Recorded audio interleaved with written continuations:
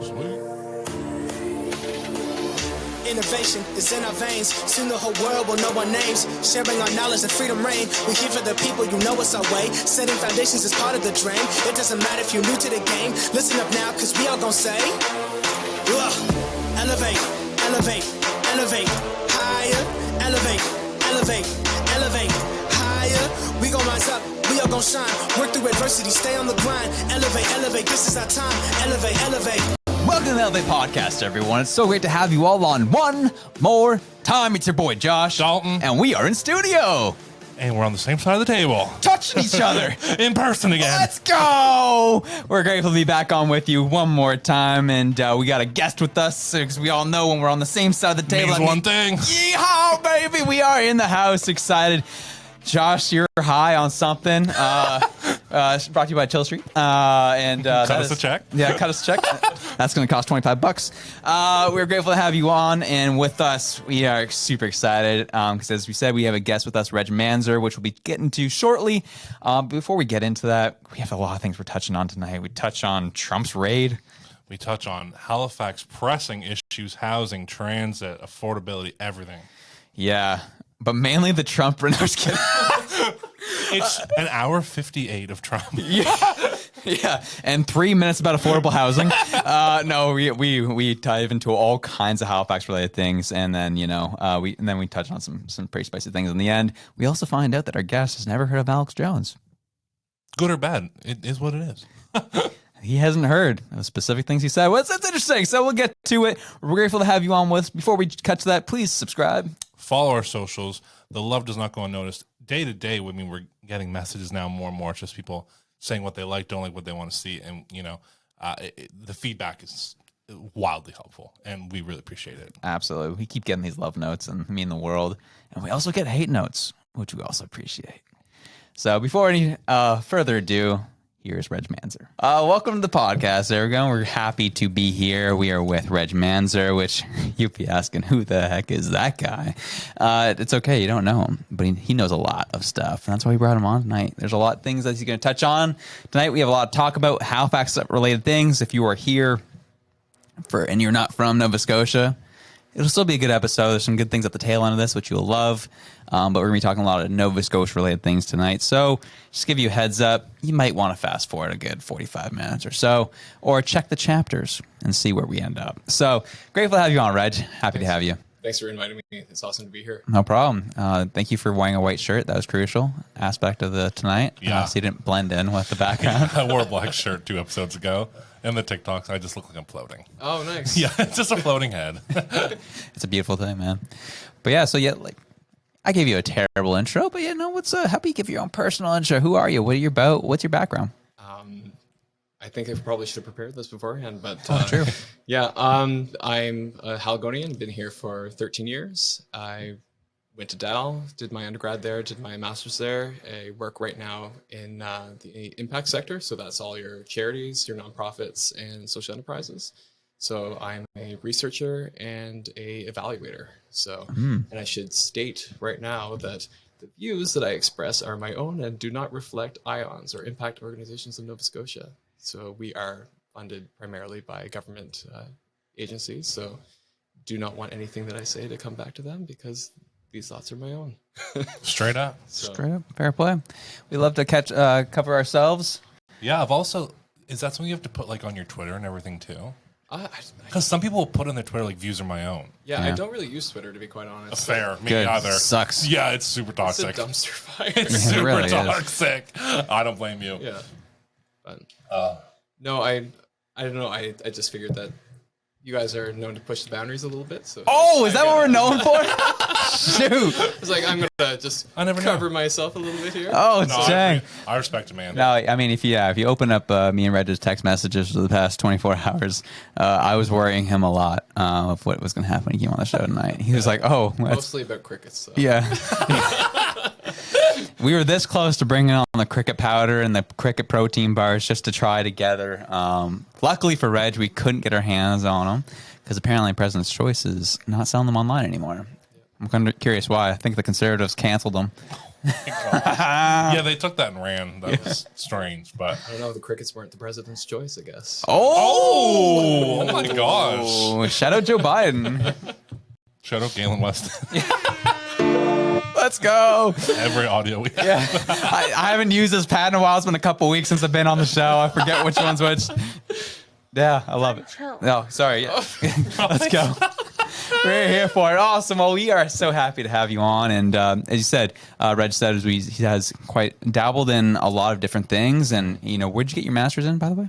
I was at Dal. It's out of the School of Business, so Okay. it's resource and environmental management. So Nice. basically any kind of sustainability or policy related to environmental law and sustainability. So Good stuff. Awesome. yeah, Oh, that's sweet. I gotta make sure that's turned off. Oh, that wasn't me. That's always me. Wow. I was hoping it wasn't me in the other room.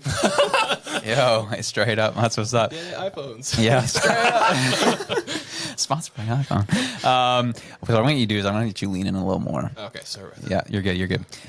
So one of the things, first off, is it's great to have you on. Secondly, you are a fan of the show, or you are a listener of the show. I hate saying the word fan. Wow, fan behavior. But so you've been listening for a while, and so there's been times where you'd message us directly or message me directly, like, "Hey, I disagree with that. I can see where you're going with there." And the first thing you came out with is hitting the ground running. Is you did not like my take on two-tier healthcare. Let me know, Reg, why?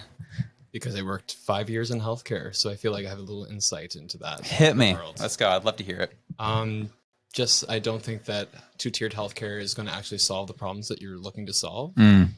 Just when you think, I think that in the last podcast you kind of talked about like the long wait times and people dying on the wait list trying to get a doctor. Yeah. It's not really been shown unless you're financially well off that that's actually going to reduce wait times.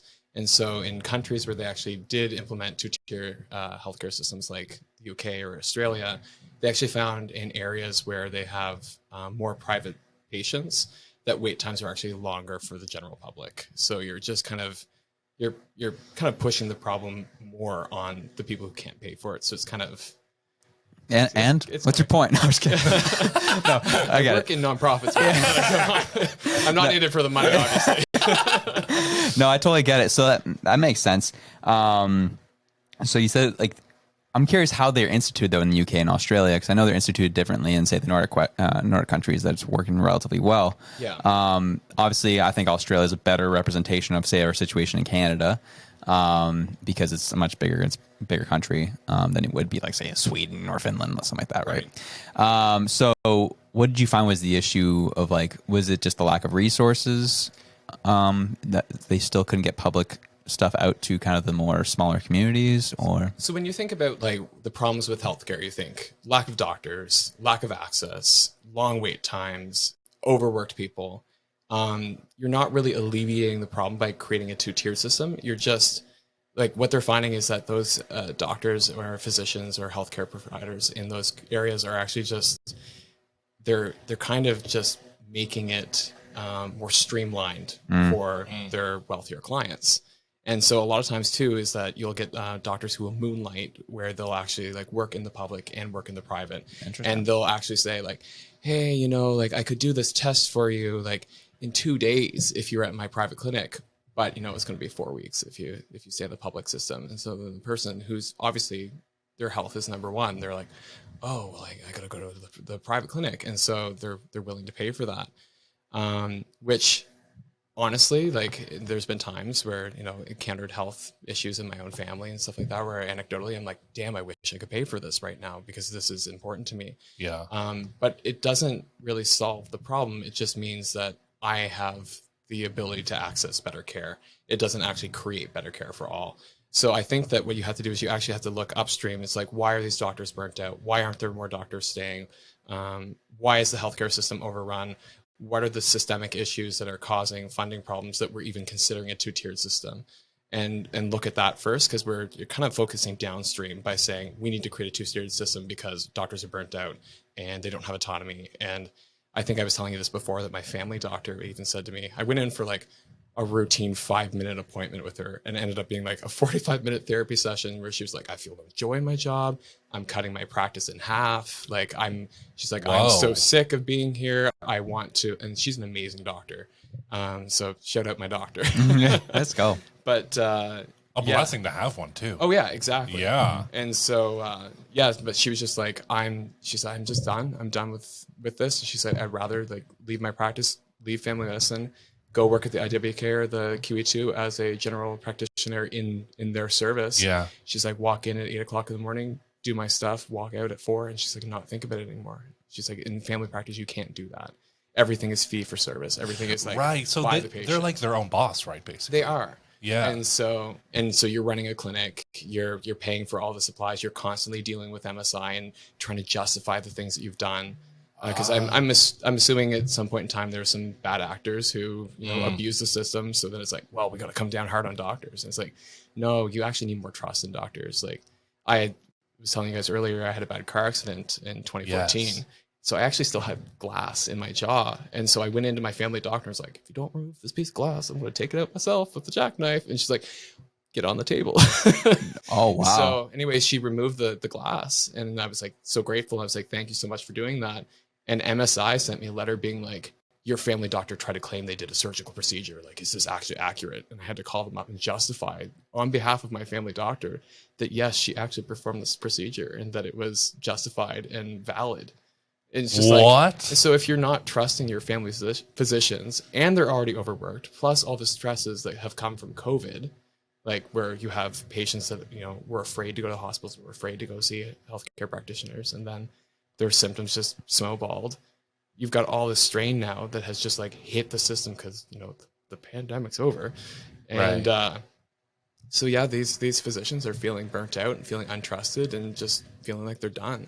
So if you couple all that in there and then you look at what is the draw to a two-tiered system, and you say, okay, you've given the physician the ability to have autonomy, to have trust. They make the call. They say how much the cost of the procedure is. They get to determine the length of time that they're seeing the patient. So like that part of the two-tiered system is really awesome. And so what you could take from that is you could look and say, okay, if we gave more trust, more autonomy, maybe even salaried our family doctors rather than fee for service, fee for patient, with these family physicians, you wouldn't need a two-tiered system, and you might actually encourage people to stay, because the problem in the healthcare system is just the healthcare system culture. It's unhealthy. It's the least healthy place to work. And when I left the healthcare system, I like literally walked into my manager's office and said, I'm done. And she said, oh, like in 2 weeks? It's like, no, right now. I was like, here's my 3 grievances from the union, and I'm done. I'm out. I just left that place. I had no job to go to after that. I just knew that I couldn't do that one any longer. Wow. It was like making me ill.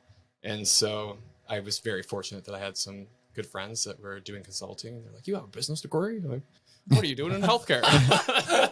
And so I ended up like going and doing some consulting with Development Nova Scotia, and that was awesome. And, but yeah, no, healthcare, unhealthy place to work. Like they're burning people out, and they're not doing it intentionally. It's a byproduct of how we've kind of set the system up, and it's bad in the moment, and it's bad because of upstream. So you kind of have to tackle those upstream at the same time as you're working on workplace cultures. Right. So, yeah, because it's still their job. That's yeah. Right. 100%. Yeah. I think maybe I'm too quick to crucify the healthcare system, where I think I would quit if I didn't like my job, or I would be upset or moody or uninterested or anything, any type of emotion if I didn't like where I work too. Oh yeah, you have to realize I was 5 years in this, so it wasn't just like I was there, a couple days. Oh, you're there for 3 weeks, gone. Yeah. Like, this sucks, and then leave.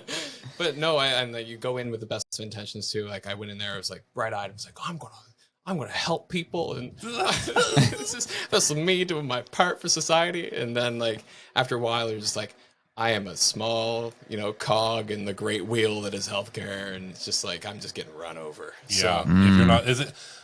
Because like I look at a surgeon, I think that makes that part of medicine looks fun. Like they live a high life. Yeah, but that's a select few, I think, that enjoy their healthcare profession. Yeah, and even those individuals, they're getting a lot of pressure right now to like really perform. So Really? Oh yeah. So what does pressure to perform look like? Like they have to do more surgeries? More surgeries with less resources, like fewer nurses to assist in conditions that would not be like the best. Like if you look at the old VG, I've talked about that. The amount of like water leaks and ceilings that have come down in the middle of like ORs, like, things like that. Yeah. You have to look at things like what are the structures, the physical structures that we have in place to support these individuals. So yeah. I'm glad that the QE2 redevelopment project is happening because that's going to be huge. That's going to be excellent. Huge. Yeah. And then they can finally burn the VG. The ground and the Dartmouth General. Praise God. With it. But and then while you're doing that actual foundation work, also work on the workplace culture, but also look at the fact that like why is it that we're overusing our ERs more so now than we ever have? It's like, okay, well, we have a problem with family physicians, we have a problem with clinics, we have a problem it's like, well, why are the family doctors, why are the clinics being overrun? It's like, oh, we're leading very unhealthy lifestyles, we don't have access to good public transit, people aren't eating good food, we've got like really unhealthy levels of stress. So it's like you kind of have to take it all with itself. Yeah. You can't just take it and look at that one part of like, why is the hospital overrun? Why are there not any beds? It's like, well, go back farther. So. Yeah, but it's not fun to do that, man. I'd rather just focus on not. one issue and just go from there. Well, it's complexity, right? Absolutely. So it's like, oh, I want something that, I can cut a ribbon on. Mm-hmm. This is an election promise now. Yeah. Right. True. So, yeah, I was like, we talked about it on the show, but it's kind of how I was feeling in general. Like, I know healthcare needs to be fixed in the province, but I also feel like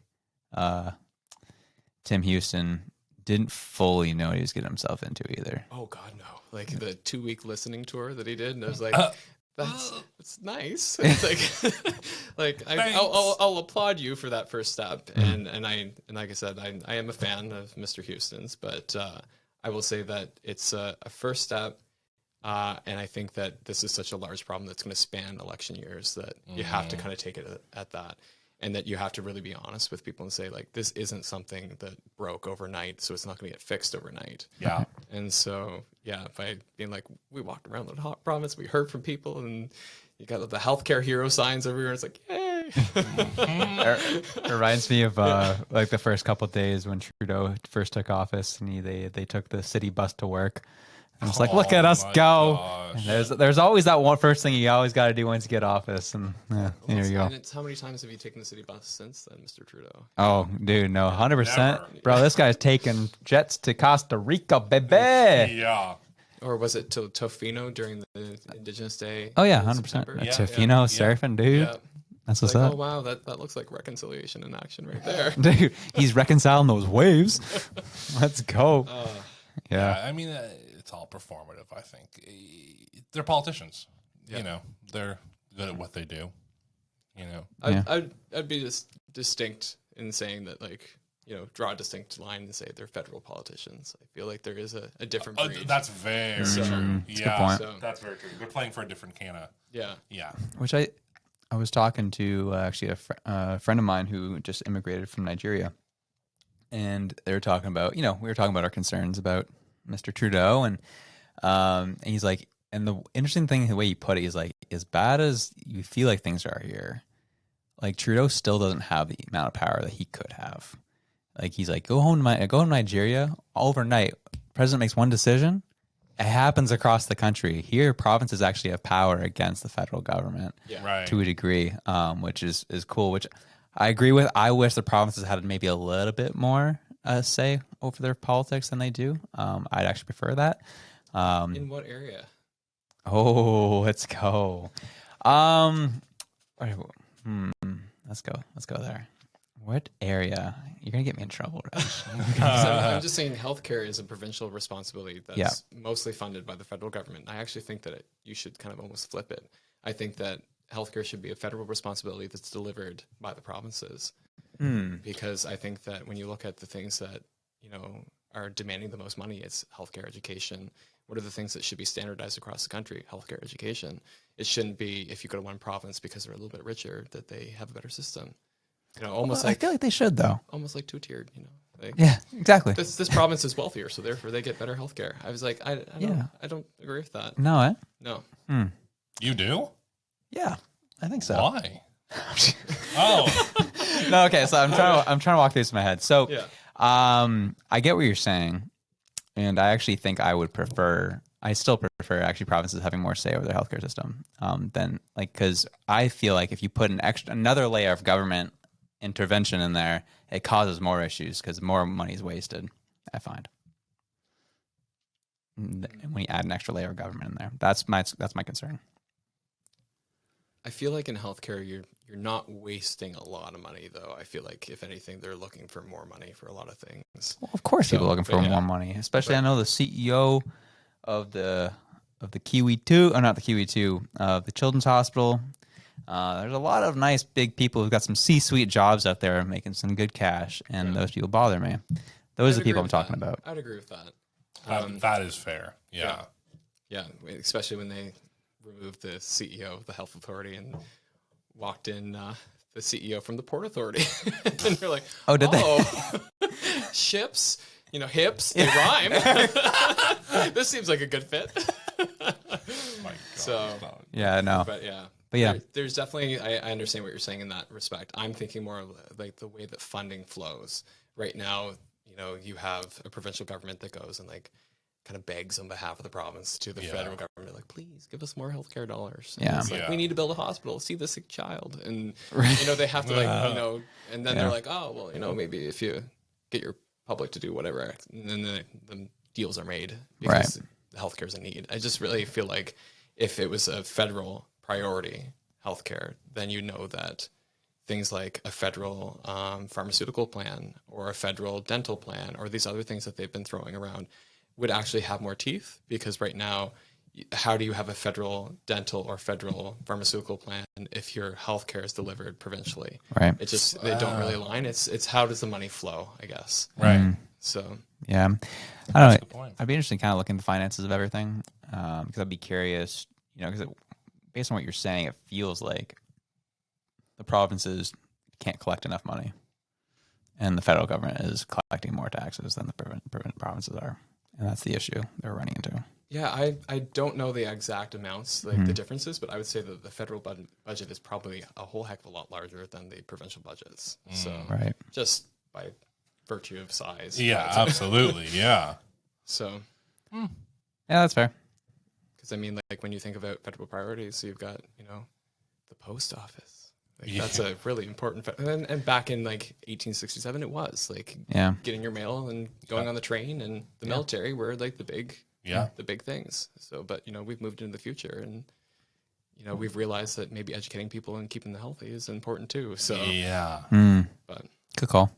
But you'll never get Quebec onto that stuff, so it's a moot point anyway. Oh my gosh. He's going there. You won't get them onto March. Holy. Yeah, no, that's fair. Okay, cool. Any more thoughts on the two-tiered system there? I'm thinking through this right now. I'm thinking what I want to unload here. Okay. So I get what you're saying and where you're coming from on it.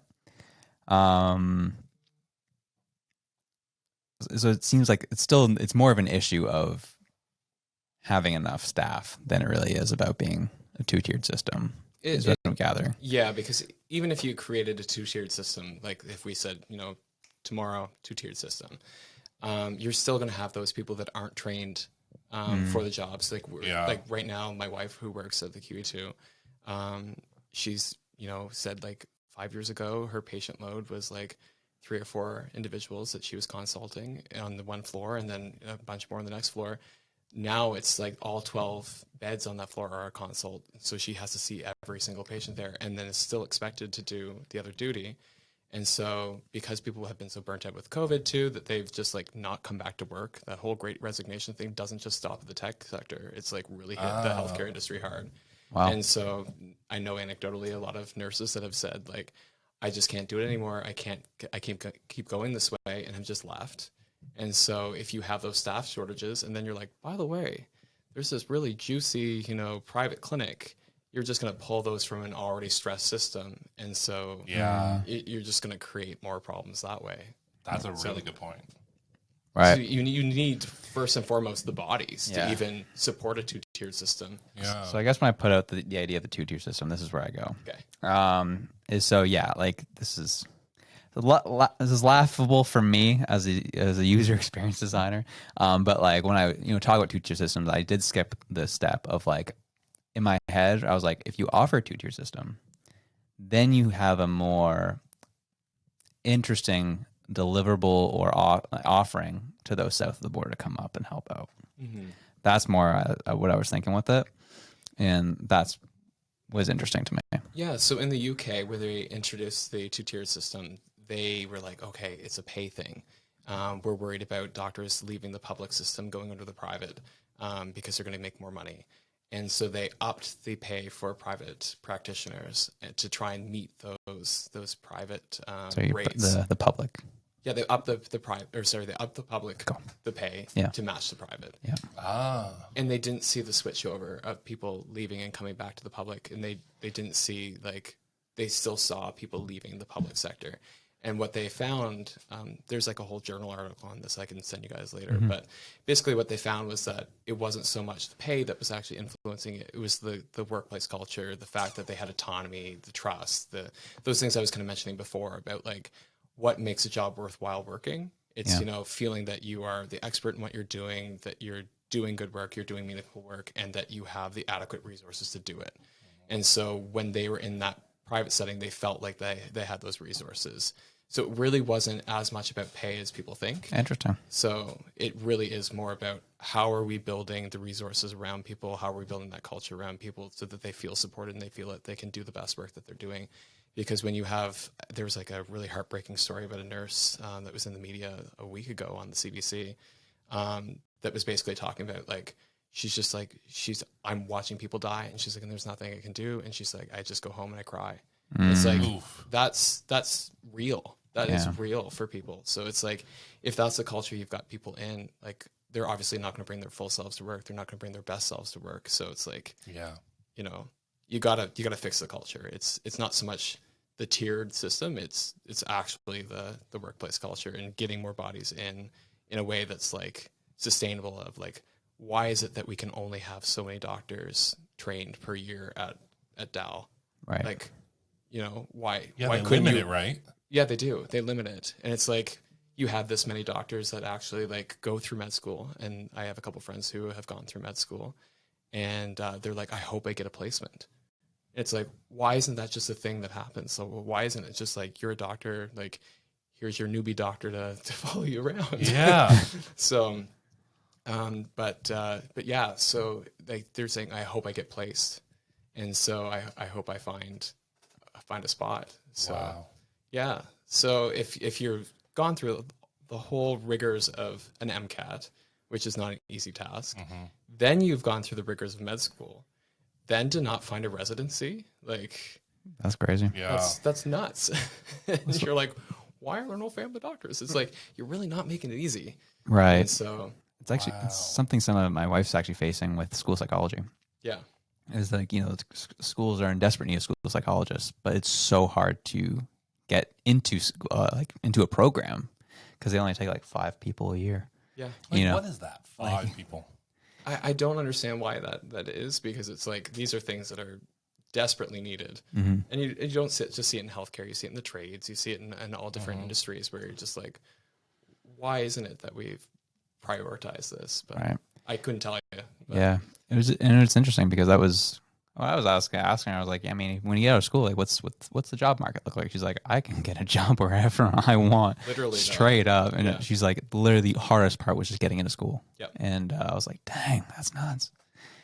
We're all for mental health and stuff, but we're making it impossible for people to come help us out. Yeah. Yeah. And impossible to pay for, because it's not publicly funded in a lot of spaces. So Yeah. a lot of it is you have to have private insurance for. So Yeah. I'll ask this question, Reg. yeah.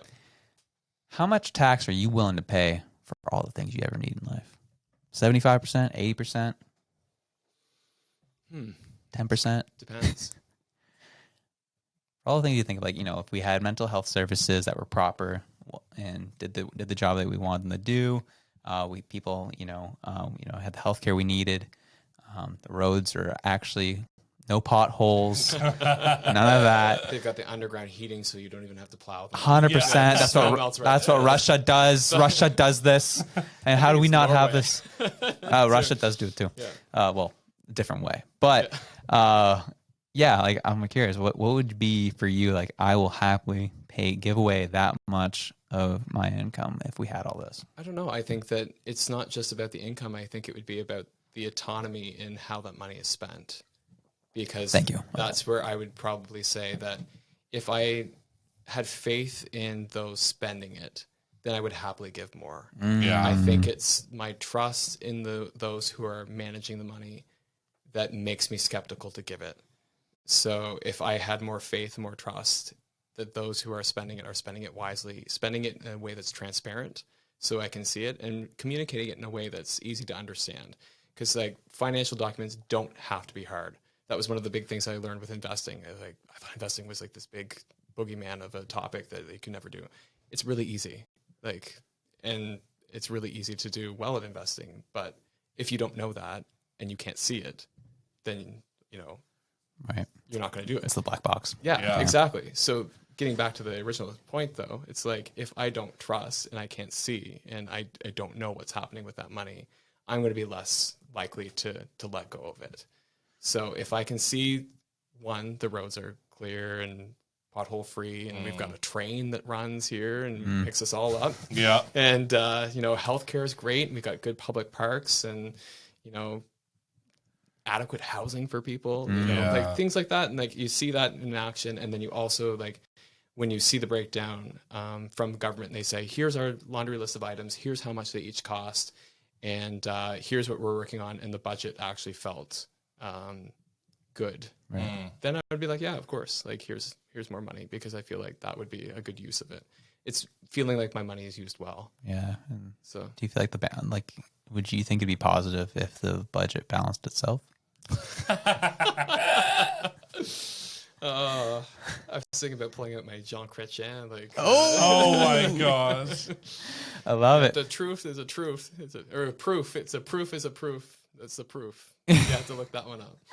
So. No, we're here for it. Yeah, there's gonna be no shortage of Trudeau jokes tonight. 100%. No, I make sense. I definitely would agree with that. I think that's where I get stuck too. Is like, I think we've talked about on the show a bit, where I'm like, I will never, I'll always find ways to lessen the amount of tax I ever have to spend, because if I can have more control over my money and give it to things I actually believe in that can actually support people, that makes all the difference for me. Like the community impact sector that I work in. If you're working it, I definitely don't want to give my money. I'm just kidding. No, it's true. No, it's absolutely. I get it. Yeah. Because that's the sector where the government has kind of offloaded a lot of services. Right. Because it's like, it's social services. It's like, so any of your shelters or food banks or like public funded daycares and like things that kind of like make society worth living, like arts and culture, like any of your rec centers, all that stuff is under that sector. So it's just like, it's huge. So you're a busy guy. Yeah, $1.8 billion worth of billion with a B. Yeah, wow. And in Nova Scotia. Yeah, and 7,562 organizations across the province. Wow. So, how many of them are legit?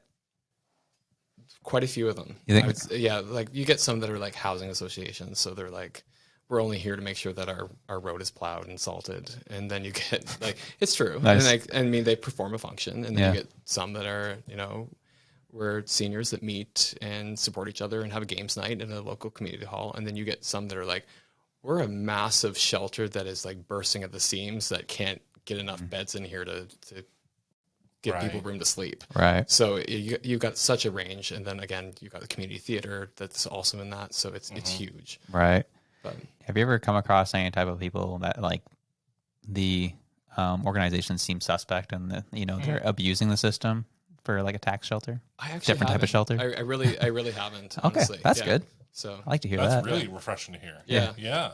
So, and I'd be very honest with you, but I feel like you might find that maybe in elsewhere, but I feel like that's one of the things about Nova Scotia that I really love, because I'm like, okay, like people are actually genuinely good, and I think that you get a couple that are really shitty, but on the whole, sorry, I don't know if you're allowed to swear on this. You're good. Yeah. Just bleep that out later.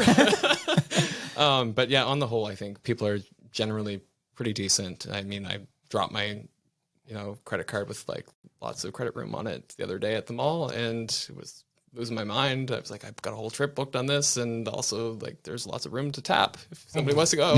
And like within minutes, somebody had turned it into the lost and found. I was like, I love that, and I'm constantly reminded of things like that. So yeah, there's honest people here. Yeah, people say thank you when they get off the bus. I love that. Me too. Yeah.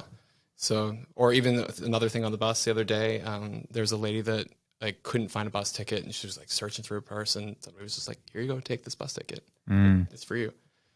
It's like I appreciate that level of community. So I agree with that, man. I think A, it's refreshing to hear. B, it sucks a lot when you go to, I don't know, Maine, and you bring that attitude with you. I almost got clocked in the face for doing something nice for somebody, dude. I was so rattled. 100%. For doing something nice? Dude, 100%. So we were on the beach chilling, and there's this girl who was trying to move her like stuff from like a concrete step down closer to the beach, and she was by herself. She had this extra large pizza box, and she had these chairs and her bag and her towel, and she kept like picking stuff up and dropping stuff and picking stuff up and dropping. And so I was like, man, this girl's struggling right now. And I was like, hey, do you need help? And she ignored me. I was like, okay, fair enough. And then she, for the fourth time in a row, picked something up and then dropped it. I was like, I come by. I was like, hey, I got you. I can pick. She's like, no. What are you doing? What are you doing? No, I'm good. I was like, what? You don't look good. Yeah. That's the fourth time you dropped something. Are you okay? And she just like ignored me and just went her on. I was just like, wow, okay. All right. Like, she got super aggressive. And my wife's like, you don't realize you're in America? No one wants your nice stuff here. Just mind your business. Yeah. I was like, dang, that sucks, bro. I hate to live in that. Yeah, that was like Boston a couple years back. We went for July 4th to Boston. It was awesome, actually. Like they know how to do their fireworks. Like we were there. They had the Boston Pops Orchestra. They had I forget the artist that they had. I think it was like Jennifer Hudson. She was like singing. Oh wow. We knew all the American patriotic songs because we had an American leap pad growing up. So like America the beautiful, and we're like singing it, and then they're like our actual American friend who's there was just like looking at us like, why do the Canadians know them? And but yeah, so definitely people just like not as kind. And there was like one lady that was coming out of we were at the Cheesecake Factory. Not the Cheesecake Factory. And she was coming out of the washroom, and I don't know how people do this. I really don't. Where they have the toilet paper stuck in their pants still. Oh. Yeah. So like it looks like a long tail. Yeah. So I'm like, how does that happen? Like I think about the body mechanics that has to happen for that to work. But anyway, regardless. So she's walking out of the bathroom. She's got this tail dragging behind her. I'm like, oh man, that would be so embarrassing. I would hate that if that was me. So I'm like, excuse me, ma'am. And she's like, excuse you. I'm like, what? I was like, no, I just want. She's like, you can leave me alone now. I'm like, okay. Enjoy. Yeah. Yep. I was like, okay. Yeah, you can. You get what you asked for. Yeah, seriously. You got left alone. I was like, I need another piece of cheesecake. This woman made me feel bad about myself. Yeah, I'm gonna get fat now. Yeah. Good call. My pain. Yeah, that's right. That's what I do best. What's with that? I don't know. So I don't get it. America. Yeah, America. It's funny because I wish I could say the same even in terms of like even going to Ontario. People are a little less nice in Ontario, but they're still nice. Yeah. Like I wouldn't get yelled at for trying to help someone who clearly dropped something 4 times or had toilet paper tails. And oh yeah, like, definitely. Even in Toronto, you could help someone; they wouldn't yell at you. Yeah. But like America, man, I'm like y'all are cranked. I can tell y'all have the Second Amendment down here. Don't trust nobody. That's right. Holy. So yeah, man. Dang. And Reg is gonna stay quiet on gun rights. Next, and so, let's talk about train service and HRM. You think this is a legit thing that could happen? I think it could help. I think we all believe a train system could help.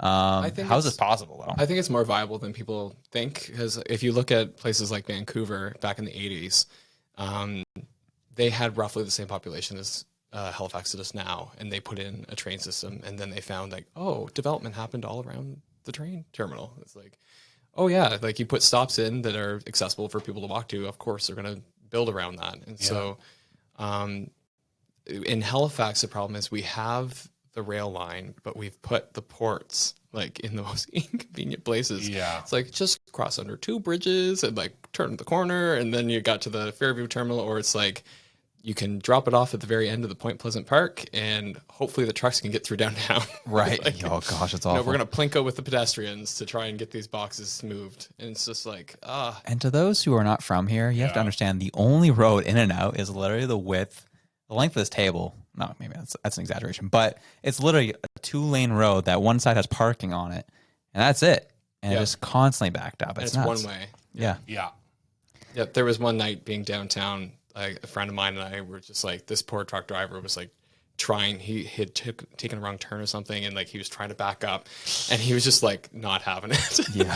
So we were ground guiding him. Eventually we got him out, but it was just like, this is the wrong place for this port. Yeah. Like It's the wrong place to have a bad turn. Yeah. Is it ever? So yeah, my thought is that I kind of like, I look at it again, coming back to that idea of complexity, you could really like, you could kill a whole bunch of birds with one stone here by moving the port. And I know that they've like looked at it and they said, oh, it's too expensive. It's like, yeah, if you're just looking at it from the idea of like one port, but if you're like, okay, we move the port over to that useless land in Dartmouth, having like, it's where the old refinery was. You can't build houses. He's on from it. Dartmouth. So I'm just saying, you just called Dartmouth a useless land, Oh, sir. my. Classic Dartmouth are taking That's everything to right. heart. Yeah.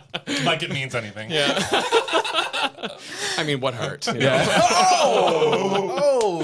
No. Sorry, I heard gunshots last night.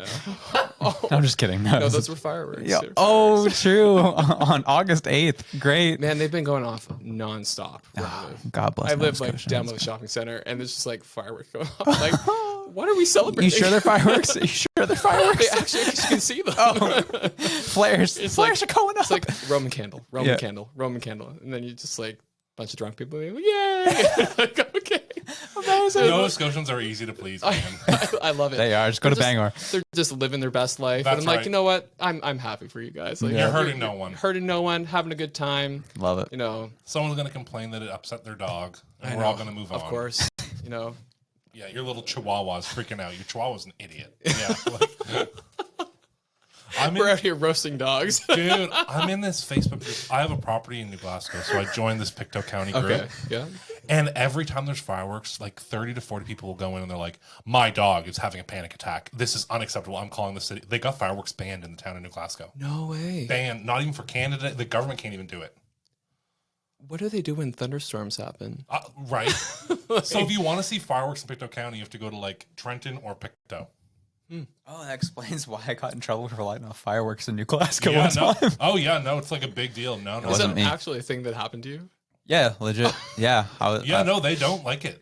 I bought a bunch of fireworks. Wanted to light them off on the beach with my wife for our anniversary, just for ourselves. Yeah. And we got killed for it. There's like, you can't do that. Do not light that here. I was like, Oh, yeah. pew! Deal Like, with do it. they have no fun? Yeah, seriously. You've never gotten That sucks. drunk around fireworks at Canada Day? Like, Apparently not. What? Like, anyway. or even just like, you know, high school graduations, we'd always go to the beach and Yeah. you had a bonfire and a few fireworks, and it was just like, Fun oh time, yeah, man. you know, celebrating.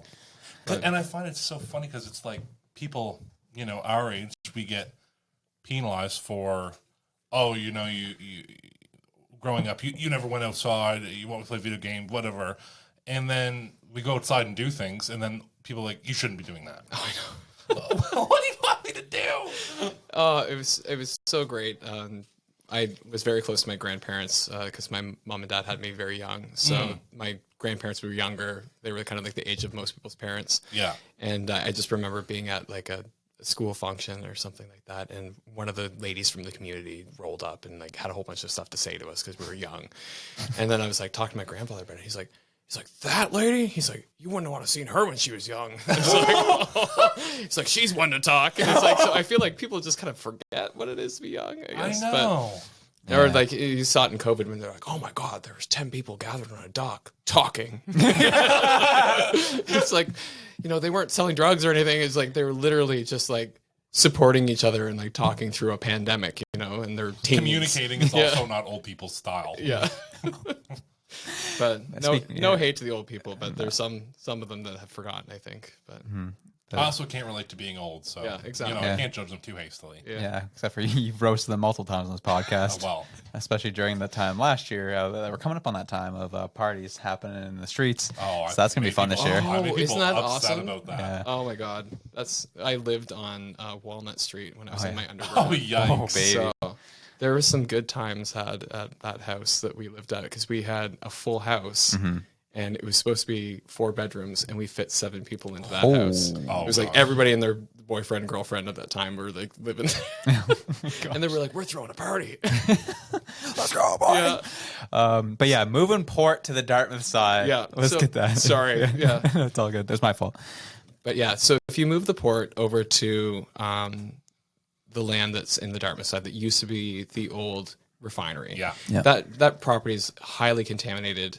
You can't do anything with it. That's why it sits the way it is when it's prime real estate. Yeah. And just even knowing this from a couple of my classes when I did a master's of resource and environmental management, like remediation processes are so expensive.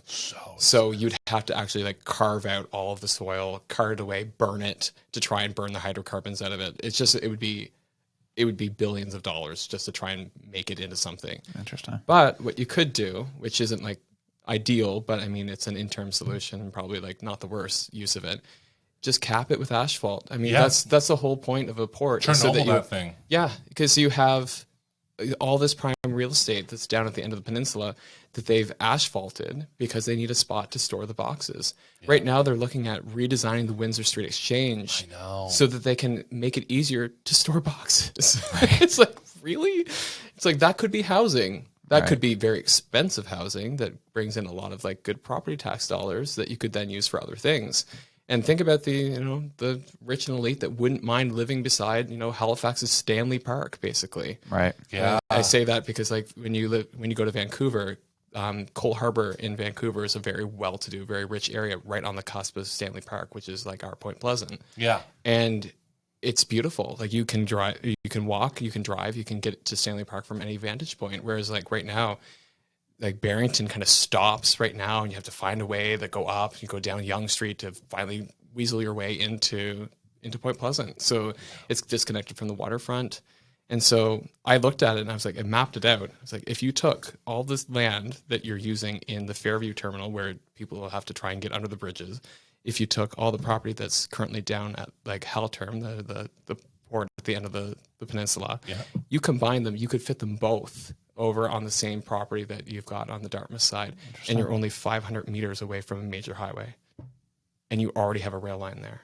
Yeah, because you can get right onto the 111 there. Right on the Cirque, because the Cirque was originally designed to be a circle and actually have a third bridge that would come across and meet up at South Street. So, but they realized they were like, we're never actually going to do that. So if you actually just took advantage of that natural, or not natural, but like that unintended ending of that highway and just connected it right to a port, you've got like right from port right to highway right there. And then half the boxes are going to Burnside anyway. Yeah. So you're like, just get off at Burnside.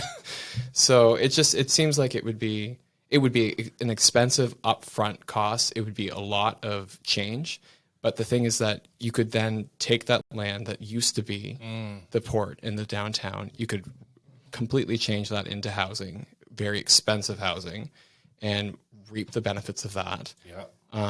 You could also then free up the rail line that runs all around the peninsula for commuter rail. Not to mention that if you've also taken the port out of what used to be Africville, you could then redesign and remediate that area and actually return it to what Africville was and actually work with community groups to look at some kind of like land back, reconciliation process. And like, how amazing would that be if you were like, I'm the government that actually walked in here and was like, no, we're going to do something because we realized that we're really crappy people for kicking people out of their homes in the 60s when we were super racist. Yeah. It's like you could hit so many things with that. Not to mention that whole thing that you're doing there is creating homes on the peninsula where you're connected. Yeah, where you're connected to people. And then also like with all of that, you've built communities back. You've created spaces for people to walk, for people to get exercise. You're like adding that benefit to people so that they're like taking pressure off the healthcare system.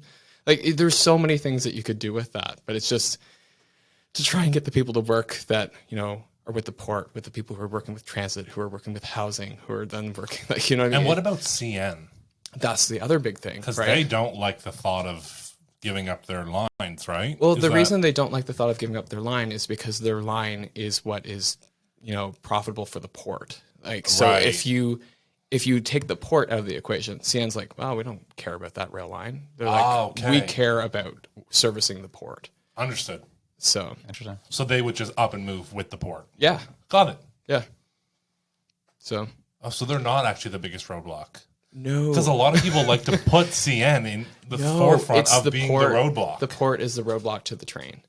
Interesting. Yeah, because there was a while back where council was actually contemplating what this might look like, and they were like, "Oh, we could," and so they actually reached an agreement with CN. They're like, "Okay, well, we could put transit on the same lines as the lines that are servicing the port," and CN said, "Well, we're okay with that, but we can't guarantee service." And then,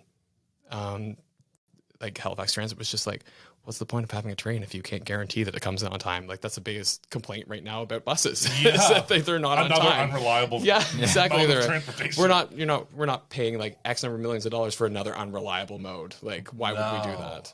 So yeah. And So it's just the port. So I'm assuming that unreliability would come from they would service the port before they would help Metro Exactly. Transit out. Because it's The moneymaker. it's money. So follow the dollars. So we love to do the best, right? And I mean, CN's private, so they have no obligation to help us. Exactly. Yeah. Exactly. Interesting. Fascinating. But ports are also like kind of federal, kind of private. Okay, so So- it is not, because it's the port of Halifax, but it's not municipally ran. No. Interesting. Ports are federal jurisdiction, but the Because it's actual an entryway. right. Ah. But the actual services on the port are leased out to I can't remember the Like Saris or whatever. yeah, exactly. Ah. And so I think it's a Singapore-based company actually that bought the rights to those ports. And then like anything around the port lands is then being managed by what used to be Development Nova Scotia, RIP. But And is now in the hands of these corporations overseas. well, it's not that. It's just I don't know if you saw, but there was a whole bunch of Crown Corps that recently got the axe. Did see that. Oh, yeah. Did see that. So it's like shed a small tear for them because Yeah. it's like they gave me my start in consulting. Pour one out for the homies. So, yeah. Yeah. Dang, dude. Okay, I got you. That's some interesting Yeah, because perspective. I've never heard that tell of the ports being the roadblock. Oh. Everyone I've asked, I was under the impression it was CN. No, well, in a way, it's what the downstream, right, of the upstream. Being Right, the port. the CN in a way is. but- It's always easier to blame the people from away. Let's be honest, right? So CNN's fault. Let's go. Cool. That makes sense to me. Yeah. Wild. Love it. I think that also. That's what I do in my spare time. Just dream up ways to remap the city. Dude, so when are you running for mayor or premier? After the way you guys roast politicians, absolutely not. Dude, we already started it tonight. Yeah. No one's off limits. We would do so with love. Yeah. Until you started. Actually, back to the port situation. I So want I'm to ask. taking backroom deals, Yeah, and you become like another typical politician, starts touching people and all that weird crap. So, anyways, Binders full of women and stuff. yeah. Yes, Reg is in the zone with us. We love to see it. I do have to ask a question on that topic, though. It's a little more serious when it comes to stuff with the ports. Do you have any like perspective or understanding of like how like we can figure out the issue that's been heavily happening with human trafficking happening through our ports? No, I really don't. I have no knowledge on that, honestly. And I did hear a really, really moving speech actually given by a human trafficking survivor actually at St. Abax. She came and spoke and it was really, really profound. But basically it's just saying that like we need to be better at just kind of understanding the systems that are at play that happen before even getting to the port. Because like, it's like, young girl walks into a bar, her drink gets spiked. She doesn't have friends around her to to help, or there's no like security measures to like make sure that that guy is being like not spiking the drink in the first place. So I don't know what you could do at the port because I don't really know port operations. Right. True. So I'm assuming they just load people up into a container and send them away, and it's the last you see of them. But yeah, it's like what's happening that, you know, these people are getting from those places where they're being taken, being held somewhere and auctioned off and then sent in a container somewhere. Like that's, you know, Brutal. It's awful. It's horrendous. So I did find it interesting because it first came to when it became the most real for me was years ago. I was looking at purchasing a car from a Ford dealership, and they were asking me how I was paying or how I would pay, and I was like, oh, I'd probably just you know, it's in my bank account, so I just transfer over that money. There's like, so you're not gonna pay cash? And I was like, that wasn't the plan. There's like, okay, good. Because like we wouldn't accept it because we've had several issues here with people who just come in with cash and buy these huge Suburbans, 60 G's down, and we find out later like these guys are like mob bosses and all that type of stuff. And I was like, oh, I just need a vehicle. Yeah, this was a little too much for me today, sir. Yeah. Well, I currently don't have a vehicle, so. Oh yeah, you got one. You got a little motorbike. I do. I love it. Yeah, let's go. Jen hates it. Yeah. Sorry, Jen. I'm a proponent, but Kelsey's on your side. Kelsey would hate it too. Yeah. They just want us safe, man. They want us home. I know, but it's just like you haven't felt real freedom until you rode a motorcycle. Yeah. The leather seat between your legs. Anyways, let's go. Okay, I see you. We tied up actually a lot of different issues that we were going to touch on tonight in that conversation, Yeah, I which was know. great. Even the affordable housing stuff. Do you have like a more serious approach to addressing affordable housing? Affordable housing. Don't I think crucify me. Oh, don't crucify you. No, I think that's the worst. Honestly, I really think that's the worst. I have like the utmost of respect. I have a landlord right now that I've been with now for 4 years, and he's been the very best. Like absolutely excellent. There was only one time in the 4 years that we've rented from him where I was just like, hey man, I'm sorry. Like my paycheck comes out on the 3rd. I know that rent is due on the 1st. I'm currently collecting CERB right now. And so like, I'm really sorry. And he's like, do not worry. You've been an excellent tenant, always paid on time, been nothing but great. So having that relationship has been good. He hasn't raised my rent the entire time I've been there. Wow. And Wow. Yeah. And we've just like, he used to pay somebody to shovel the driveway, and I was like, I'll do it.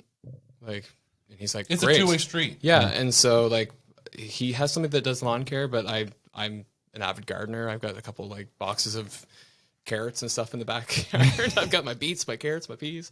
And, but anyway, yeah. So I was just like, you know what, I'll trim the bushes. I'll like take care of the plants. Like, don't worry about that. I'll fertilize things. And so it's just like, it's really like building that relationship with the person and really respecting them is like, at the end of the day, you need to turn a profit. This is a business for you. This isn't, I'm not your child. Right. But at the same time, it's also like, don't use me poorly, and I'll do everything that I can. Like we had I forget what happened, but there was like a leak or something in the bathroom, and like I just repaired it. And like he was like, bought the paint. He was like, here you go. Like I can do that kind of thing. I grew up like building houses and stuff like with my family, so I was like, yeah, I can repair it and I can paint it. I just need this, and this. So he went out and bought it and dropped it off, and I fixed it, and I was like, thanks. See, I feel like if there was more relationships like that, you'd hear less of like nonsense that would happen. Yeah, but I've also been in the other situation where like you have to realize this is a triplex, and so you have a real human connection to that individual. It's not like It's not kill him. It's not kill him. It's not Yeah. Fenwick Towers, which I've also, or I guess what are they now? They're the Views. Yeah. Yeah. They're still Fenwick Towers. Yeah. Stop faking it. Yeah. Get out of here. But with their flashing sign that was an accident. Yeah. Oh my gosh. An accident. Yeah. It's like, that was not an accident. That was an accident when you realize how annoying it was. Yeah. We lived on Queen Street at the time when that happened, and I'd go to the back deck and I was like, wow, I can see everything for like miles. Oh my God. Yeah. Oh my God. Yeah, that was a good time. 28th floor. We were on the 28th floor of Fenwick Tower for. Nice. You can feel it sway up there. We did. I used to. You can feel that thing sway. I used to have nightmares that the building was falling over. Like, you look it at the was just toilet water and it looked like it would slosh during a storm. Scary. So, oh yeah. Good times in Fenwick. But yeah, that's what I mean is like I get like it's not totally like reasonable or realistic, but like that's what I'm saying is like if a landlord is able to have a good relationship with their tenants and tenants with their landlord, I feel like it would solve a lot of issues. It would solve a lot of the hate towards landlords, I think. But that doesn't solve the housing issue. I think the housing issue comes back to the fact that I look at like Viewpoint is my favorite site currently right now, and if you are unfamiliar with Viewpoint, become familiar because it's great. Yeah, it's a great. It's a resource that allows you to see all the property lines and boundaries and what's sold, what hasn't sold. So powerful. It's awesome. And it's free. Yeah, it's great. Love to see it. Good job, Viewpoint. Yeah, shout out. Shout out, Viewpoint. Three dads talk on the podcast. Seriously. Anyway, so going on that site, and I'm looking at like the other side of Bears Lake. I'm like, you are 15 minutes from everything. Yeah. Why do you have like 500 acres of property there that isn't a community? And it's like, who owns that? And then there's this piece here, there's a piece here, there's a piece there. And it's like, and then you have a small area where obviously a developer had a vision and built a community. Yeah. So it's like, you've got like, I'm thinking like Brookside. Yeah. And it's like, so you got Brookside is here, absolutely nothing. And then you've got all of Bears Lake and everything that surrounds it. It's like, why is there not housing in between that? Same with Herring Cove. Yeah, exactly. And I know that like down Herring Cove Way, there is areas that are A lot of rock. And also that like are prone to forest fires. Just you can tell by the landscape and by the type of trees that grow there that you're like, oh, this area grows by burning. Yeah. So it's just nature of that area. Right. But there's a lot of places that are not like that. Like if you, like I said, like Ragged Lake area, like why is that? Like, you know how many people would like to live on a lake and there's like a great big lake there? It's like, why wouldn't you turn that into a community? And because the council keeps complaining, they're like, why are we having all this sprawl happening? It's like, well, why do we have these great big gaps of 500, 800 acres of property? Just carve that stuff up. Like turn it into like build a road, carve it up, and let, you know, people my age go build houses. Like And I think so. I wanted to build a subdivision in Pictou County, and it is incredibly hard to figure out the process to someone who's like, I'm new to this. I'm not a developer. I want to be one. It's so hard to learn what I'm supposed to do. How do you build a road? Who puts the sewers in? Who puts the water in? And do I do that? How does that Nova Scotia Power know to come? How many poles do they put up? If I didn't know people in the industry, I don't think I would have figured it out. Yeah. It's incredibly hard to learn how to do that. Yeah. Is that for a reason, I wonder? I don't know. I don't know. I think it's not so much for a reason. I think it's just kind of happened over time of like, this would be a good idea to do this. And then they add it. And then another person comes in and they're like, we should probably think about this. And then they add that. And it just becomes so much red tape over time that that people just, they haven't really seen it as a whole of like, oh my God, we have like 84 different stipulations here. And it's like, because with 30 amendments. Yeah. Because like each one in their own seemed like a good idea at the time. And then when you just combine them all, you're like, oh, we've made this so cumbersome. Yeah. And so I kind of hate those people that are like so anti-development. It's like, where are people going to live? Like, what do you mean? I know we just celebrated 1 million people. Oh, I know. Where, you know, I had a Ukrainian woman call me and beg for an apartment. I was like, I can't kick people out for you. I sympathize, but there's nowhere I can put you. Yeah. But we brought them here willingly. I know. And isn't that awful to like tell somebody like, you know, you're fleeing your war-torn country to come live on the streets, like, or set up tent in like Meager Park, like. And people were in our TikTok comments saying, "Well, it's better than war." So you're okay with homelessness? Yeah, it's like marginally. I'm fighting for my life now. Yeah, it's like, wasn't I there? Yeah, no, it's like saying, you know, oh, cutting off your arm is better than being like shot to death. It's like, well, yeah, I don't want either. But no, I know. Yeah, so it's one of those things where I just look at the fact that like I'm finding it really difficult. I have the means to enter the housing market.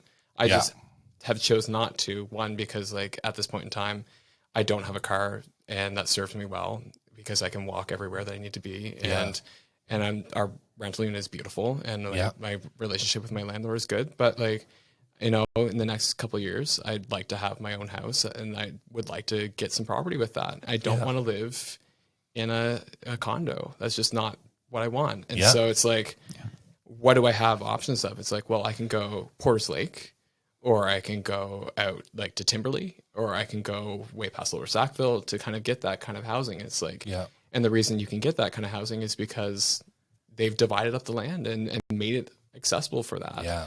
So it's like, if you look at that, you say, why doesn't the government say we have control over these pieces of property? Because a lot of them are probably crown land. Totally. You know, why don't they just divide it up, put a road through the middle of it, and say like, here's community X now, and like just start selling lots off of that to locals. Yeah. And then you'd move those people out of those rental units, like myself, and they would like, we would occupy those housing units now, and now you have rental units that are available for people. So, and the other side of it too is that the government hasn't built public housing since the 80s. Right. Yeah. So it's like, and they're actively divesting of their public housing. Yep. Like that was I do know a couple people in Housing Nova Scotia, and like that's what they said. They said, you know, the government does not want to own housing, so they're pushing it on to the nonprofits to take ownership of these housing units, and they just don't have the capacity to do that. Housing Nova Scotia also, I mean, I don't know if you've heard before my dealings with them, but I had a tenant that was on rental subsidy, and I inherited her when I bought the building. Mm-hmm. And they said to me, here's the contract that you have to sign now that you're the landlord. And basically what it said was that they get to always pick the tenant, they get to adjust the rental rate, and basically I just own it, they get to put the tenant, they get to run it, basically. Right. And I said, I don't want to sign that. Yeah. I just bought the building. And they said, well, if you don't sign it, you know, we aren't going to pay her rent subsidy to you. I said, okay, but her full rent's due. And they said, yeah. So she'll go into arrears, and then you can decide what you want to do. Wow, that's unfortunate. I was like, so you're going to let me decide this woman's fate? A 67-year-old woman. You're just going to stop paying her subsidy because I don't want to sign your little document. And that was the answer. That was the end of it. You can do what you want. That's unfortunate. They decided to pay it. Yeah. Without me signing it, but threatened to let her get evicted first. Yeah.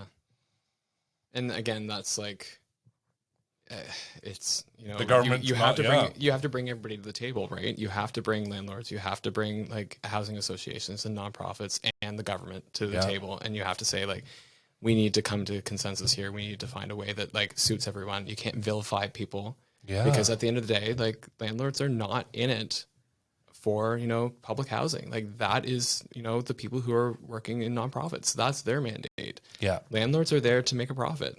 Yeah. And like people who don't understand that, it just, I have utmost respect for like Out of the Cold Shelter and like mutual aid and some of those. But when I'm following their TikToks or their Instagram posts, and it's just like, landlords, they all need to burn hell. And it's like, no, no.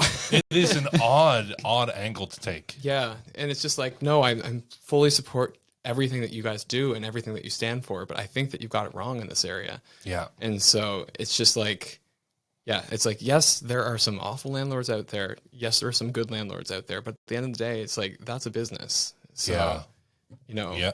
I mean, what is your thought on a landlord licensing program? See,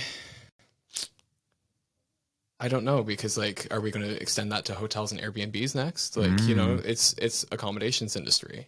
Right. So as a landlord, I think yes. Yeah. I think the fact that any Joe Schmo can buy a house and then control someone else's home and housing is incredible in a bad way. Yeah, but we're supposed to have a residential tenancy board to deal with that, right? Yes.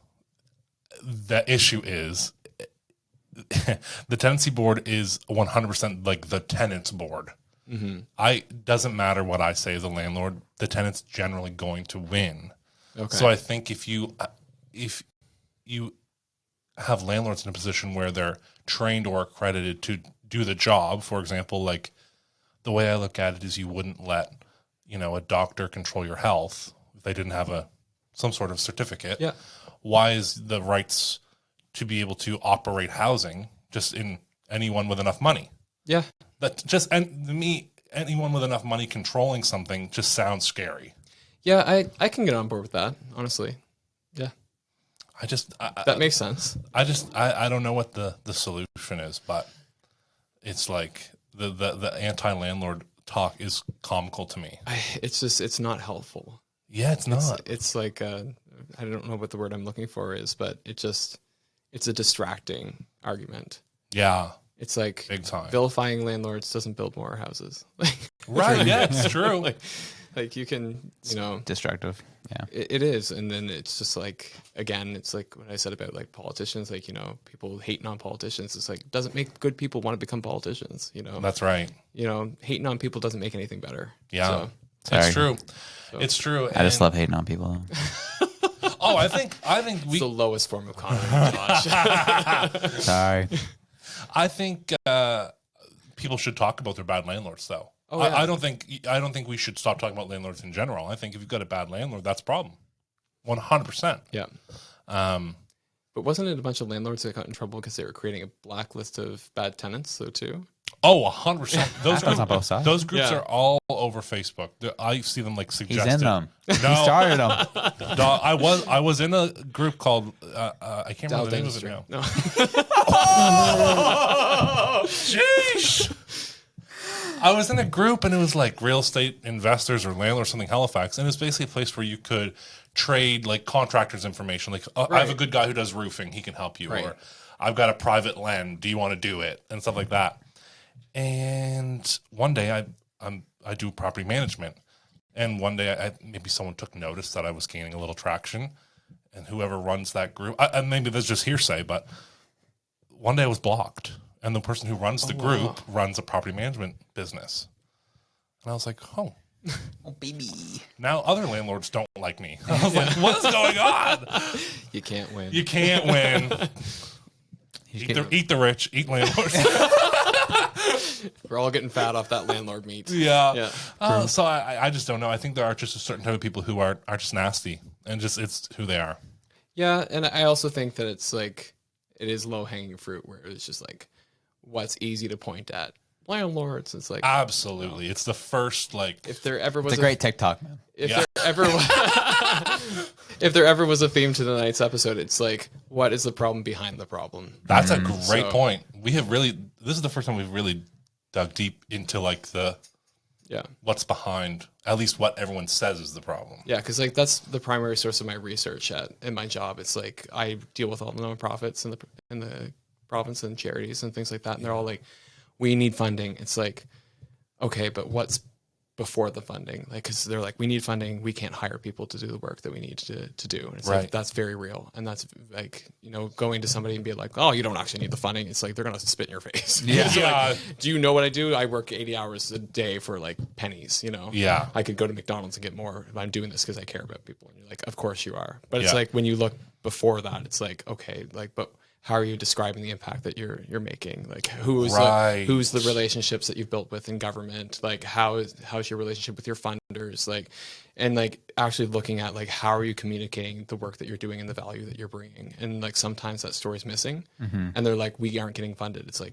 because you aren't talking about what you're doing. And so sometimes marketing is the issue. Sometimes it's marketing. And so sometimes it's marketing. Sometimes it's like you're actually doing the same thing as the person that's 2 streets down, and you kind of need to either like one of you needs to go away, or you guys need to come together, or like you need to figure something out because you cannot coexist on the same block. Right. Yeah, exactly. It's like, we can't have 2 lemonade stands here when like we only have like, a quarter.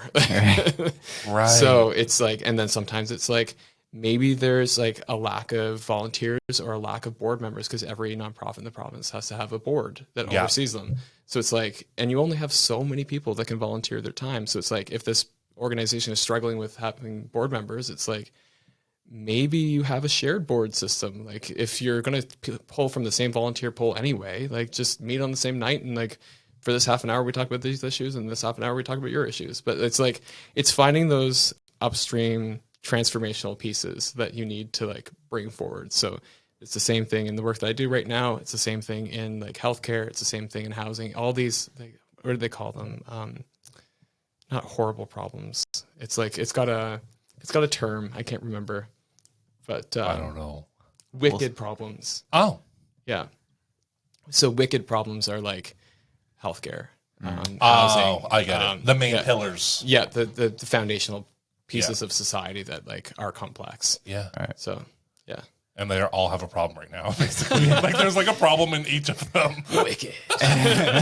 Everything's on fire. Yeah, it's all burning to the ground. No, speaking of burning things to the ground, Oh boy. no, I was kidding. That's awful. No, but I am interested to hear more because you have had a lot of experience with nonprofits, and obviously that's what you work in currently. But you were part of an interesting nonprofit called the Global Shapers Community, who you can explain their mandate and who they are, and we'll get into the further details of that. But yeah, I'm curious to hear more about this. So Global Shapers Community, it's a initiative of the World Economic Forum. Yo. Your favorite people. Yo, what? What'd he say? So No, I'm just kidding. Yeah. throws the mic. Yeah. But anyway, Just figure it out. Let's go. Yeah, I don't know what that meant. I didn't know what that button was. threw me off. Yeah, sorry, man. Sorry. No one knows what it means. Yeah, there it is. No one knows what it means. There you go. So basically, when the World Economic Forum was kind of like looking at their membership, they were like, oh, we're super old. Like, we don't have any young people. So they're like, we're going to create this other platform called Young Global Leaders. And so the Young Global Leaders were like 40-year-olds. And they're like, oh, we still don't really have young people. So they're like, oh, we're going to create this initiative called Global Shapers. And so what it's going to be a program that's going to be designed so that every city will have its own membership hub, and it will be a place for like-minded young people to come volunteer and do social change projects in their community. Which to me, I was like, sign me up. Sounds really great. Right. Love to meet like really enthusiastic people. And I will say that about the hubs. They bring together some really, really awesome, really dedicated, really caring, compassionate people, and very, very bright people. Like one of the people I met, she's at the Montreal hub. She just like graduated from Harvard, and she was like recognized with like, I can't remember what award it was, but like just the most humble, like kind person you'd ever meet. And just like, Nice. and can throw back a beer, like, you know what I mean? Like Just cool too. just like awesome people, really, really good people. So I would never take that from them. And so when I joined, I was like, oh, this is excellent. I found my group. Yeah. And so I liked kind of the work that we were doing. We were doing like different little change projects around the city. Halifax? Yeah. Oh, in Halifax, yeah. And got to like do meetups with like the other hubs across Canada. So they got to like all meet together. Like we met at like the Shopify building in Ottawa. And, Cool. like, yeah. So we just got to do like some cool things and like have some like motivational speakers come in. They're like, you know, you can do it. And we're like, yes, we can. I'm part of something. Yeah. I have purpose now. Anyway, yeah, so it was really great. And then so I was like, oh, I want to lead my hub. And so I put myself out there, and they were like, yeah, I think you can do a good job, Reg. Like, sure, lead the crew.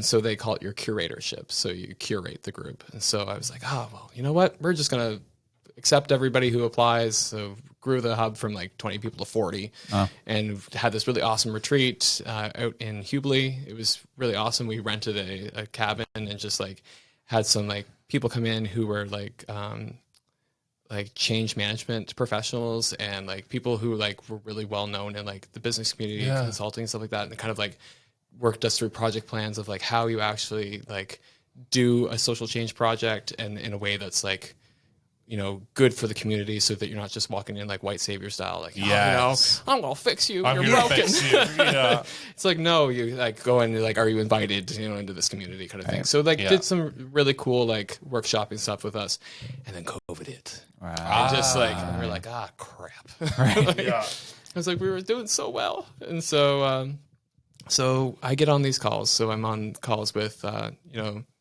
WEF because they're the ones that are supposed to be supporting us. Right. And they're like, oh, we're sorry, guys. Like, we're not going to do the Curator Summit because they usually bring us all to Geneva and we all get to meet each other from around the world, which is kind of cool. Oh. And so they're like, we're not doing that. And we're like, oh, that really sucks. Like, Would you have met Klaus if you went there? You'd listen to Klaus. Yeah, Like, he'd be in the same area. Like, yeah, building he'd be and like a keynote speaker or something Right. like that. But the whole point is for you to actually meet the other 100%. people. Yeah. And so they're like, we're not doing that. And we're like, okay. And so another part of it too is that you're supposed to be like the people who are in that like young global leader side of things, who are all like in their 40s and kind of have things a little more figured out. And you're supposed to meet with them, and they're kind of like take you under their wing kind of thing. And like mentorship. yeah, exactly. Yeah. And they're like, we're not doing that. And so we're like, okay. And so they're like, we're not releasing any funding. We're not releasing anything. And we're like, oh, awesome. And they're like, by the way, because the world's all falling apart right now, we don't have any money in the World Economic Forum anymore because all of our funders are like clawing back because of COVID. So you guys need to produce more so that we look good to the funders, and that way they'll want to fund us again. And we were like, what? We're just trying to like make it through here. And so then they like the guy who was heading it, who was he was from the World Economic Forum, but kind of overseeing the entire Global Shapers community. He was just like, you guys are all entitled. Like, you don't understand how other people are struggling. And like, you know, and we're all just like, our mental health is garbage right now. We're supposed to be leading, like at that time, I was like, I'm leading a group of 40 people who are all like calling me all hours of the day being like, I'm having a hard time. And I'm like, they're there. Yeah. And so I'm trying to like keep this group of people together and keep them connected, trying to get them into a Zoom call every so often. It's like, they're all Zoom fatigued out. 100%. Like, Yeah. and they're like, now run a social change project. I'm like, virtually? Like, like what are you looking for? And so we kind of brought those concerns up to them, and they were just like, did not want to hear it. We were just entitled, and we were just like, you know, the worst group of curators that they ever had, and all this stuff. And they didn't. And I had put forward the idea. I was like, why don't you connect us? Just match us at random, or match us by our hobbies, interests, our backgrounds, to one of these like mentors people, and like just let them call us and check in on us. Like, they probably had experience running teams. Like, for some of us, this was the first time we've ever led a team of people. Yeah. And so it was just like, you know, we're getting trial by fire here, by COVID fire right now. So it's like, can you kind of throw us a bone here? And they're like, absolutely not. You should be doing some kind of COVID based project to like help your community so that we can like create metrics around that. And they were trying to input like this new like impact measurement framework. And it was just like, you're burning us out. And, you know, we're all volunteers. And so at the time I was working my full-time job consulting. I was doing my full-time master's, and then trying to lead this organization at the same time, where I was volunteering at the same rate as like a full-time job. Right. And I had my master's supervisor like mad at me, being like, why isn't your thesis working? I'm like, because I'm working full-time and I'm leading this other organization full-time. So yeah, I was pretty burned by the old World Economic Forum for that. I was just like, so when my curatorship ended, I just like, I did the same thing I did at the hospital. I was just like, done. Peace out. But then I was like, I've done that. I had left my job consulting because the contract finished. And then I had finished my master's, and I was just like, I'm going to sit in the backyard. I'm going to collect my CERB, and I'm not going to look at anything. I'm not going to do anything for a month. But yeah, so it was not all. It wasn't all peachy keen. No, it wasn't, you know, flowers and sunshine the entire time. But I will say, for the World Economic Forum, they have some pretty cool videos on Instagram. I was like, oh, these are cool. But supports for their global shapers, not so much. Yeah. It's still cool, though, to be able to find such a worldwide community, regardless of what it is or they support. Still cool. Yeah. Oh, yeah. And like, you have to realize, like the worst part too that came about through COVID was when the World Economic Forum was acting real shady. Like, you got some bad actors on the outside looking like, they're like, oh, this global shapers thing, they're out there to take over all of our cities. They're implanted and like all this stuff. And then like, so what happened is that you actually had some people like pulling up these lists of like, because like we had a website at that point in time. Yeah. And so like everybody's names, and like, you know, you had different people of color that were a part of the group. Oh, no. And so they're like, look, these immigrants are coming in. They're like ruining everything. And like, it was just like racist, hateful, just like all this stuff. And like at one point, like the girl who took on the role after me, she was just like, I don't know if I need to take down our website. Like people are getting hate mail. Like, it was a bad time.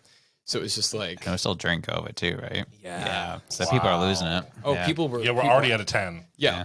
Yeah, and we pushed it to 11. So Yikes. yeah, it was not a good time, and so I felt for a lot of those people that were still in the Global Shapers community, because like they got some unfair hate, and it was just like they're just good people trying to do good work and like find other people doing good work. Yeah. And it was just like They're not part of maybe your whole idea of what. No, it's like it's it's like as far away from the World Economic Forum besides just having the branding.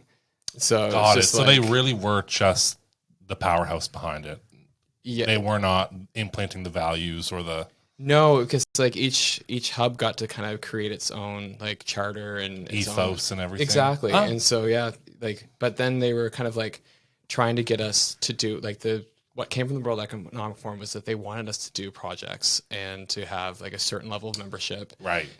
So that they could then use that metric to be like, Ah. look how good we're doing. You We know? have young, middle-aged, and old people. Yeah, exactly. And like, look at all these young people doing good work across the globe. It's like together we have made like this many impactful projects and, you know, created this much good in the world. And so it's just like, I see. but you're saying all that, but you're offering no supports. And so it was just kind of, and they had built like their version of like LinkedIn or Facebook. It's called Top Hat. And it was just like, it was the worst. Like, or not Top Hat, Top Link. Right. Anyway, and it was just like, they had spent like all this money like developing this website, and the UI for it was awful. You'd probably cry. Gag. Yeah. Cry and gag at the same time. And they're like, why is nobody using this? It was like, because it's a horrible system to use. And they're like, you young people are supposed to like social media platforms. We're like, we're tired of them. We have too many. True. I check 7 every morning. Yeah, and they're like, well, use ours. We're like, we don't want to because it sucks. So yeah, it was just it was a constant battle, and like halfway through being there, I was just like, I want to do good work.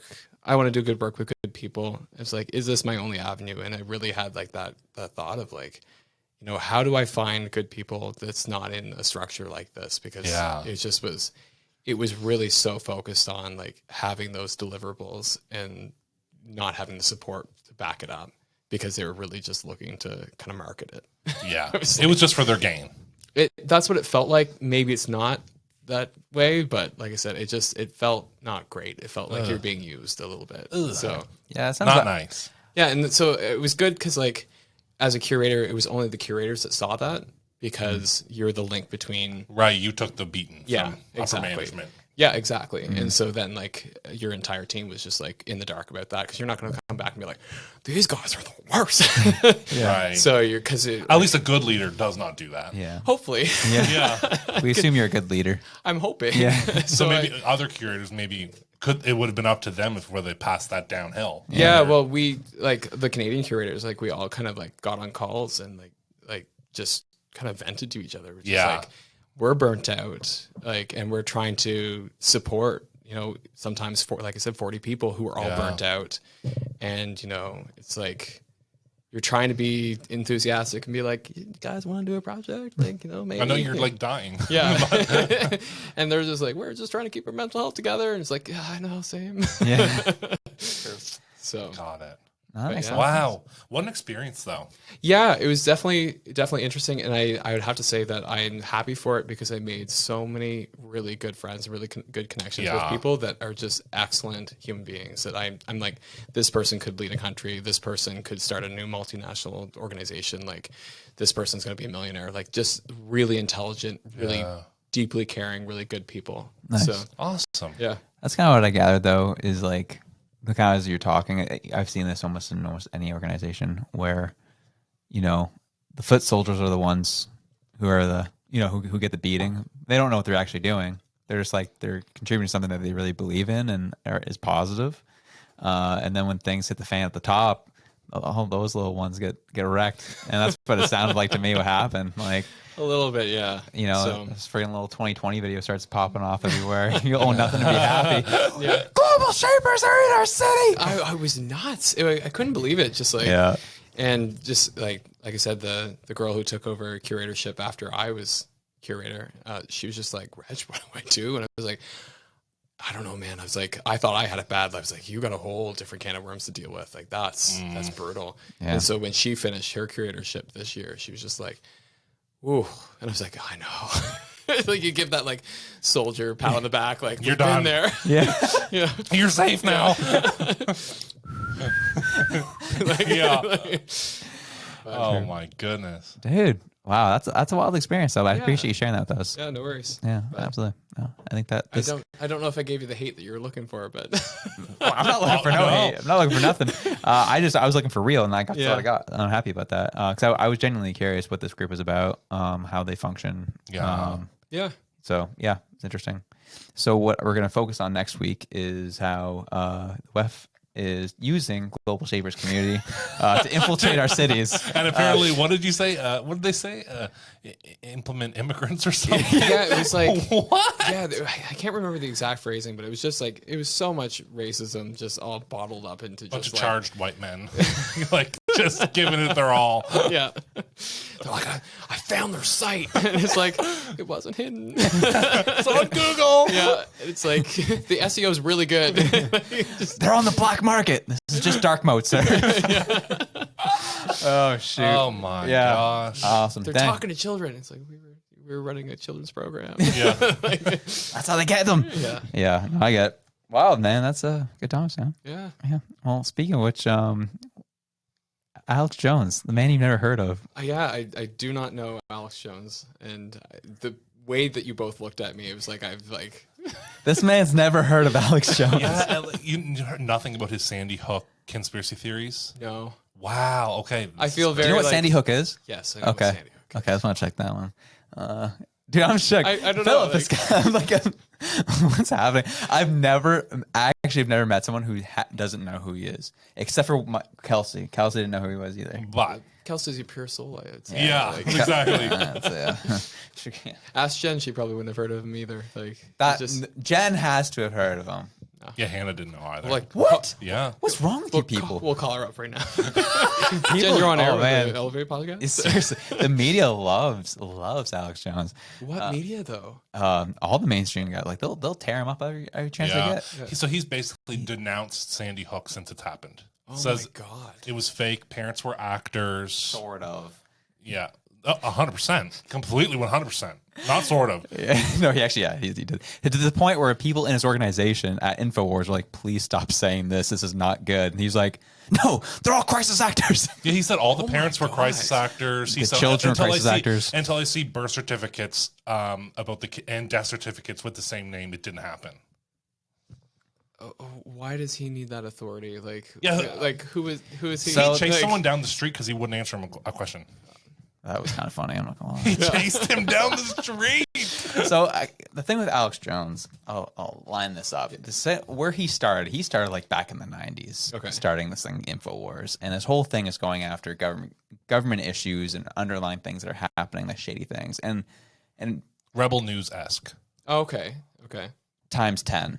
And so the thing with him is he early on in his career, he was right about a lot of things. Okay. And he uncovered a lot of crazy crap going on in the American government.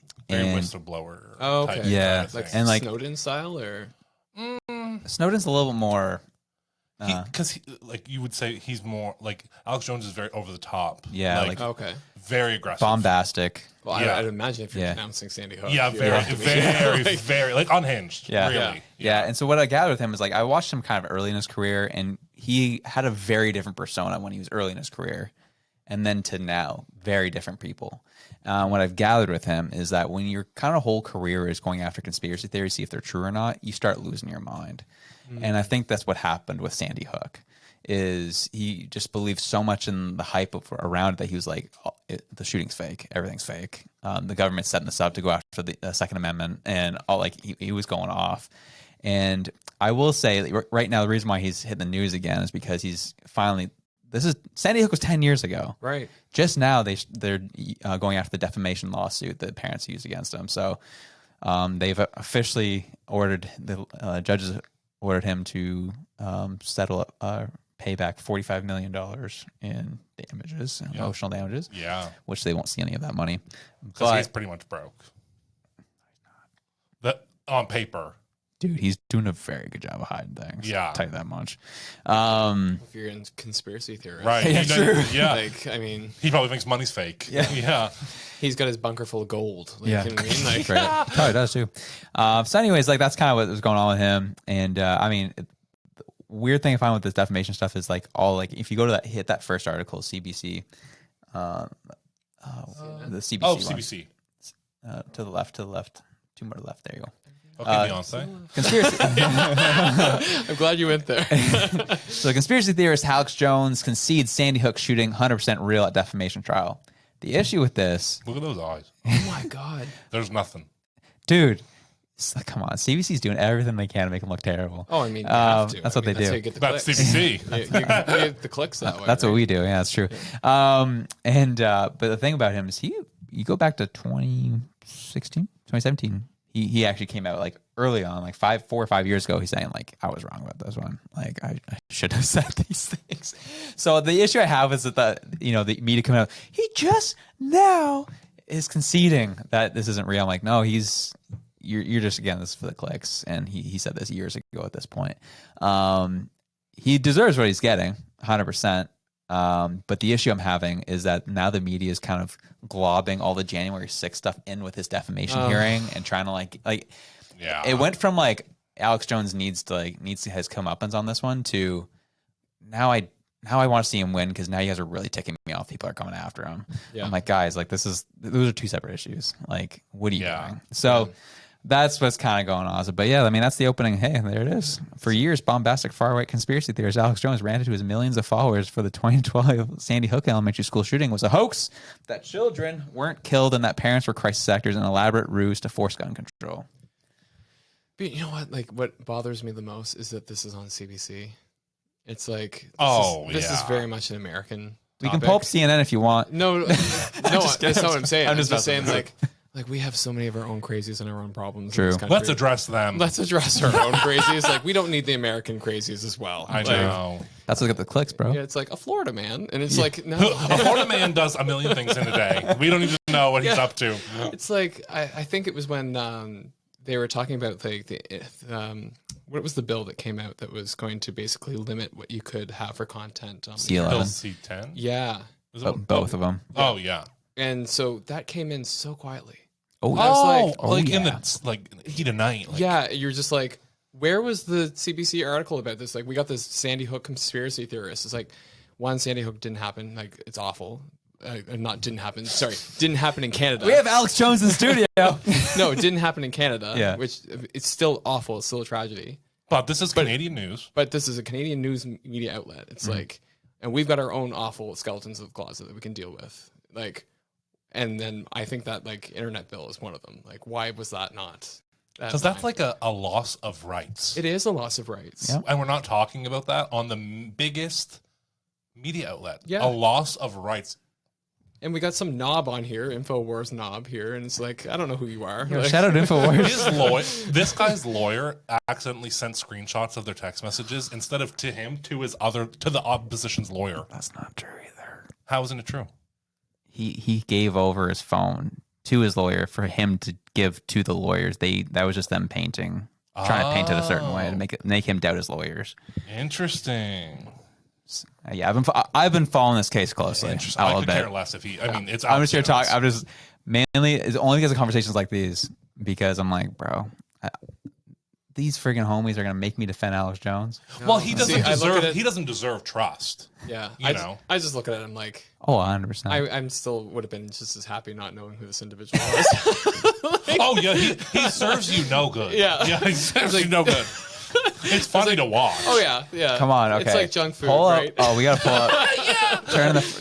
Type in "turn the frogs gay" on YouTube. What? Yo, let's go, and that will show you everything you know about this man. Okay, Okay. class. That's what said in the I'm next weak that grade. it's the first one. on Yeah, this. let's go. If you're a new listener, just type in Pentagon tested gay bomb on Iraq. They didn't consider using it. They've used it on our troops. In Vietnam, they'd spray PCP on the troops, Jacob's Ladder. You think PCP, some horse tranquilizer, something? They got stuff that'll whack your brain permanently. I just like the look. Brain chips in the troops. They give the troops special vaccines that are really nanotech that already re-engineer their brains. Yeah, there it is, the gay bomb. The way you Look it said up it for too. yourself. I mean, this is So what much they're... like what do you think Captain tap Voice. water is? It's a gay bomb, baby. And I'm not saying people didn't naturally have homosexual feelings. I'm not even getting into it, quite frankly. I mean, give me a break. You think I'm like, shocked by it, so I'm up here bashing it because I don't like gay people? I don't like them putting chemicals in the water that turn the friggin' frogs gay. Do you understand that? So that's the iconic. I think he eventually developed psychosis. He had to have. With the remix, I hope they like put like the I'm coming, I'm coming. I want the world to know. And then like have like the Kermit the Frog meme that's like this. You Just know? vibing. Yeah. Oh It my never looks so god. good. Yeah.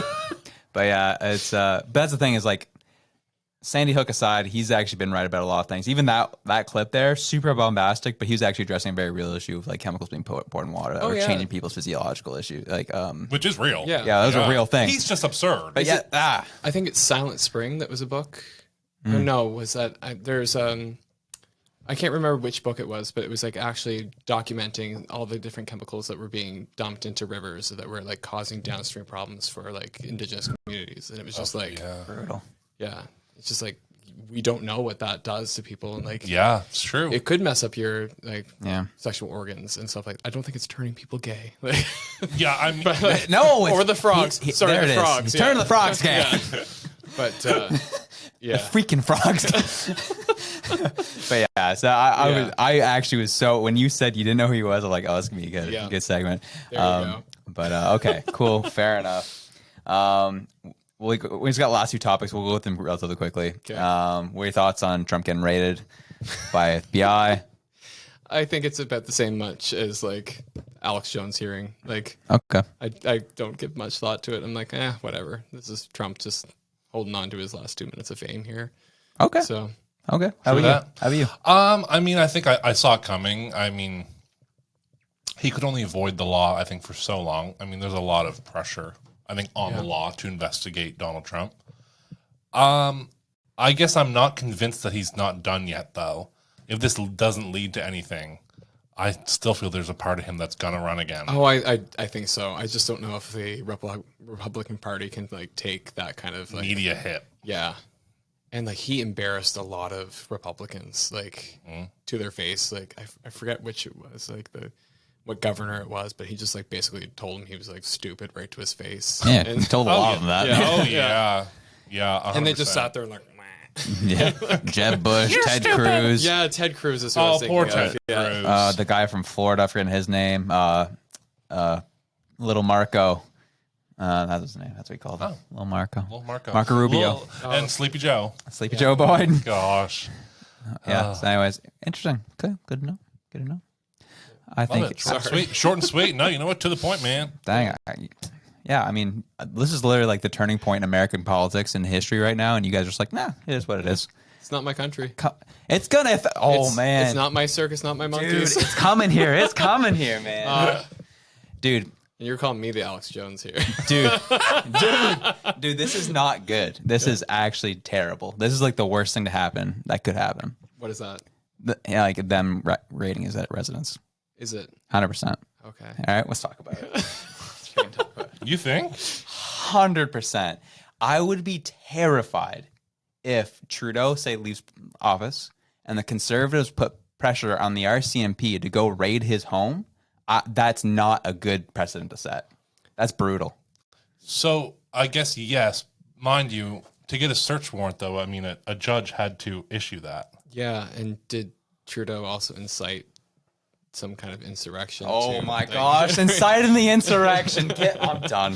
That's where we're starting tonight. Let's friggin' go. He didn't incite Jack.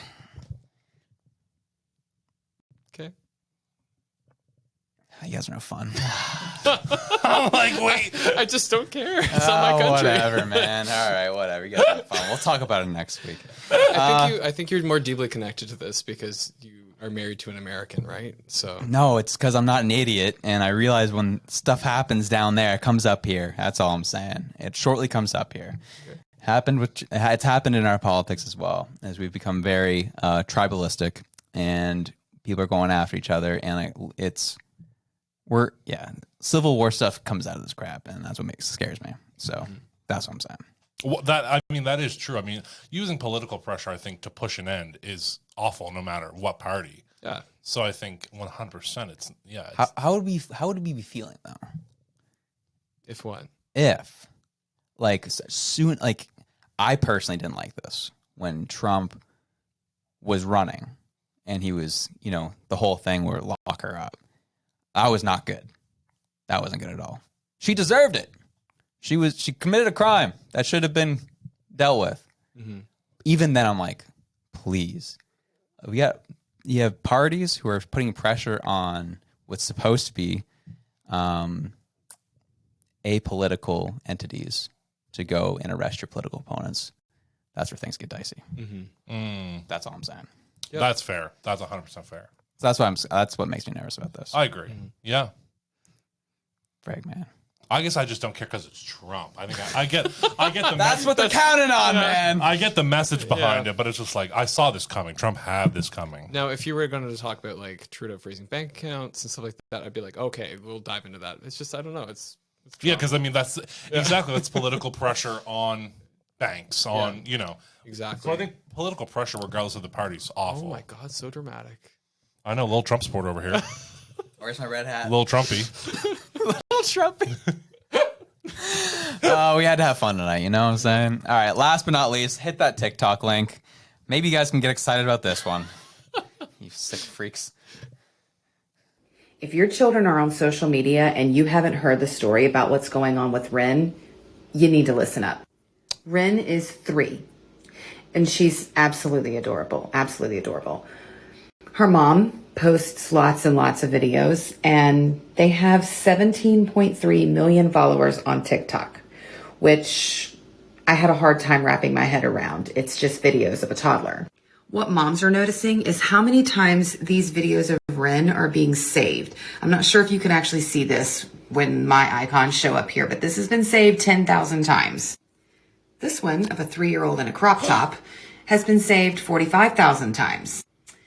Ren eating a hot dog at a fair 375,000 times.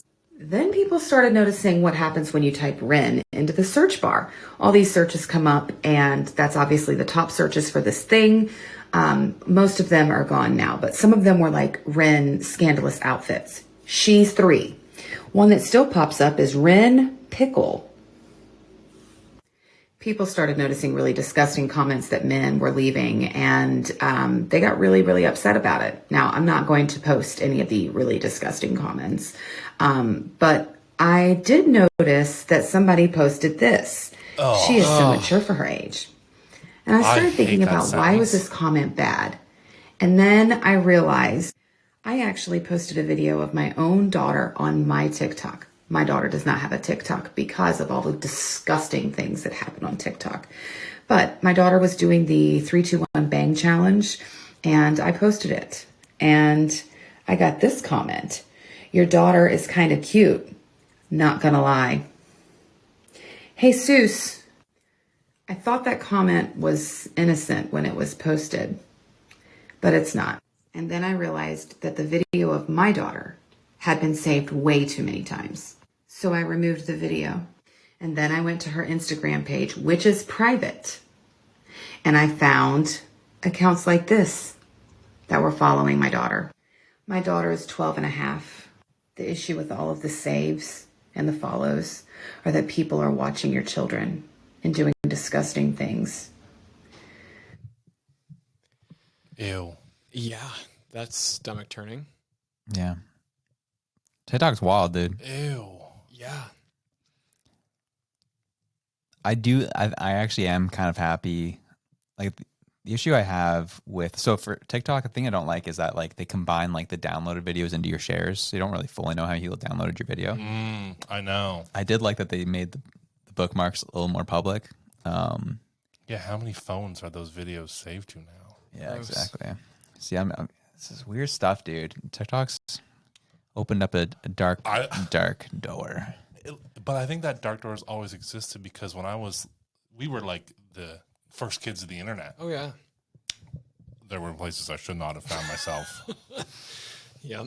Why was I on Omegle? You know, like, why did, who let me? How did that happen? Yeah. But now it's like way worse. With tech, it's just tech got better. Yeah. Shame. Things like this make me scared for when, there's the thought of having kids. I'm like, you can't protect them from everything. You can try. Yeah. Yikes. So by the time this airs, I'll actually have had my big party on the weekend. And that's when we're telling everybody that we're actually going to have a kid in the spring. Yeah. Yo! Oh my gosh! Let's go! Congrats! Thanks. So this kind of thing terrifies me. Oh, Yeah. Whoa. Like, this terrifies me. I get 'Cause that. I'm just like, yeah, what do you do? Like, how do you protect? Because I'm just thinking, like, even just when we grew up, I know that like I'm probably the oldest one in the room right now, but like 91 baby and you're 92. I think you're what, 95? 99, dog. Oh my God, you're so young. Wayne Gretzky. It's just a baby. Yeah. But yeah, like just like thinking like when I watched the internet come in, I was like, oh, Facebook, that's dumb. Who wants that? Who would ever use that? And Yeah. thinking I was, so cool. And then like everybody had it and I was like, oh crap, I need to get it. Cause Right.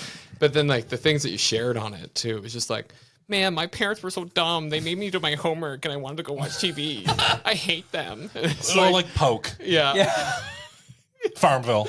Yeah. Harmless. Oh, I played so much Farmville. My Me first too. University, it was like not good. I'm sitting there supposed to be learning stats, and I'm like playing hardcore. Get the weed. Get the weed. But yeah, even just thinking like some of the things that we posted, and then like having our parents at the time like just like not prepared for that. And Yeah. just going, Absolutely. like, No fault of their own. There's no guidebook. no, exactly. Yeah. And then just being like, oh crap, like don't post a picture of you with a drink because that can screw up your chances for an interview. And then you're like Yes. frantically going back and deleting all these like trashy photos of like you underage drinking. You're just like, what? Yeah. So, Yeah. but yeah, so like just thinking about that progression to then like, oh my God, like, Like, will you have to What if- metaverse protect them next? Like, what's Yeah. next? yeah, True. Interesting. yeah. Because like, is it going to be like the next level of like, I don't know if you've ever seen those like catfishing videos where they're just like pretending to be somebody they're not. And it's like, if you've got a kid that's accessing the internet Yeah. and they're underage and they think that this person is also their age as well, it's Yeah. like, it's dangerous. Yeah. So yeah, that stuff scares me. I mean, that even actually scares open me. up an Among Us lobby and look what people Yeah. say. Yeah. Yeah. It's true. It's crazy. It's a video game. It's like, Minecraft. yeah. And I think A lot of kids on that, COD lobbies, Yeah. oh, baby. the things you heard, but it was all new. Yeah. Sometimes even just the regular language I don't even understand. I know. Like my brother was playing League of Legends and he was like, oh, I'm going to gank him in the jungle. And I was like, You're gonna what in You're them where? doing what? What are you doing to that man?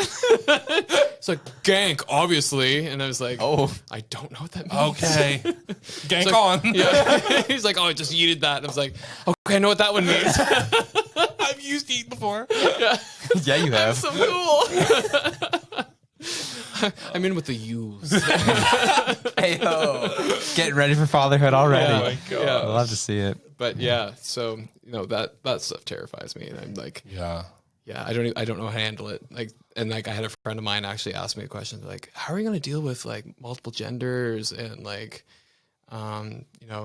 different aspects of life now? And I'm like, Cross that bridge when I get there. I was like, that's a future Reg problem. I'll Google it at the time. Yeah. Yeah, I'm trying to see how I can order gluten-free pizza. Like, I don't need to think about like the existential crisis of gender. Like, Yeah, I have real world problems at the moment. Oh gosh. No, it's so real. It's a very, very different. It's true though. I mean, and I think as I got older, I think I learned. My parents didn't have a guidebook, and it's also their first time living life. yeah, exactly. They've never had this is their second chance. Yeah. So they're learning. They're just big kids. Yeah, So you're just relying on the best instincts that you have and the Yeah. knowledge at your disposal, and hopefully that you don't screw them up too much along the Yeah. way. Yeah, that's true. So, but yeah.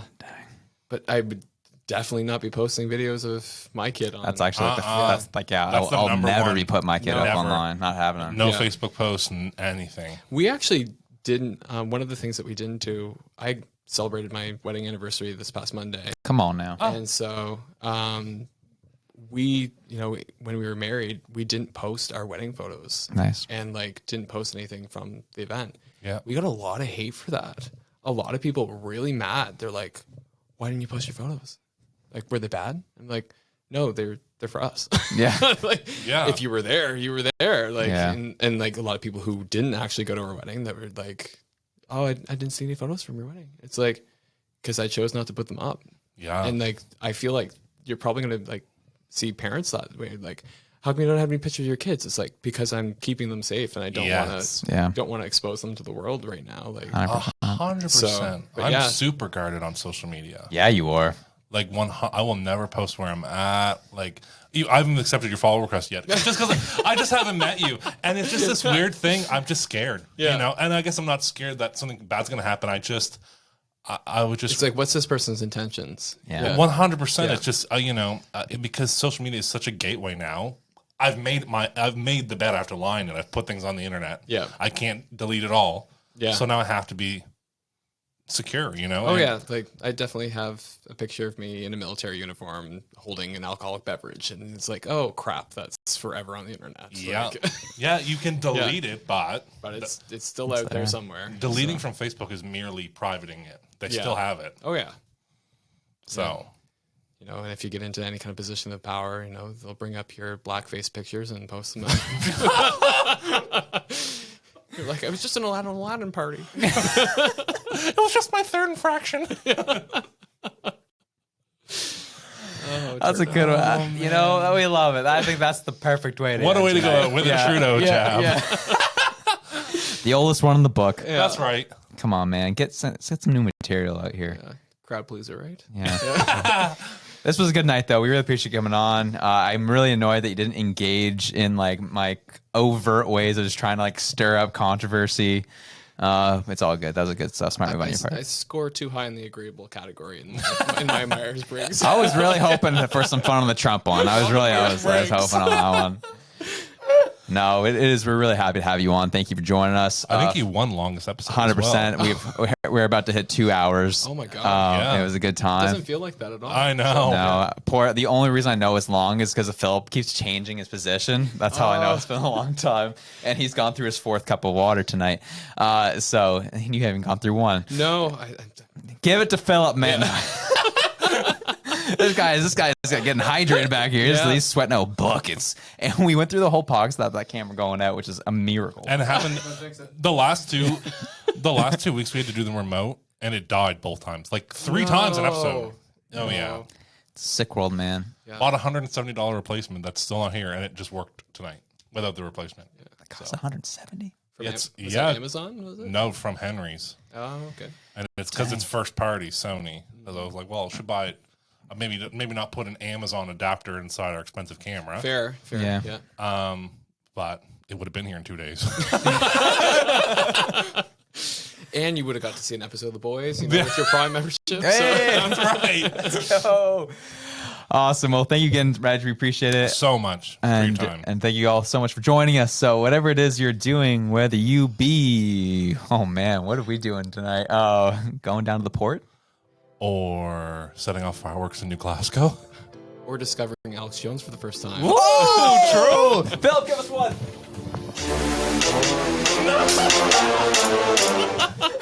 Whatever you're doing, Wherever you are. we love you. We're out. Peace. The music's already here. I'm out.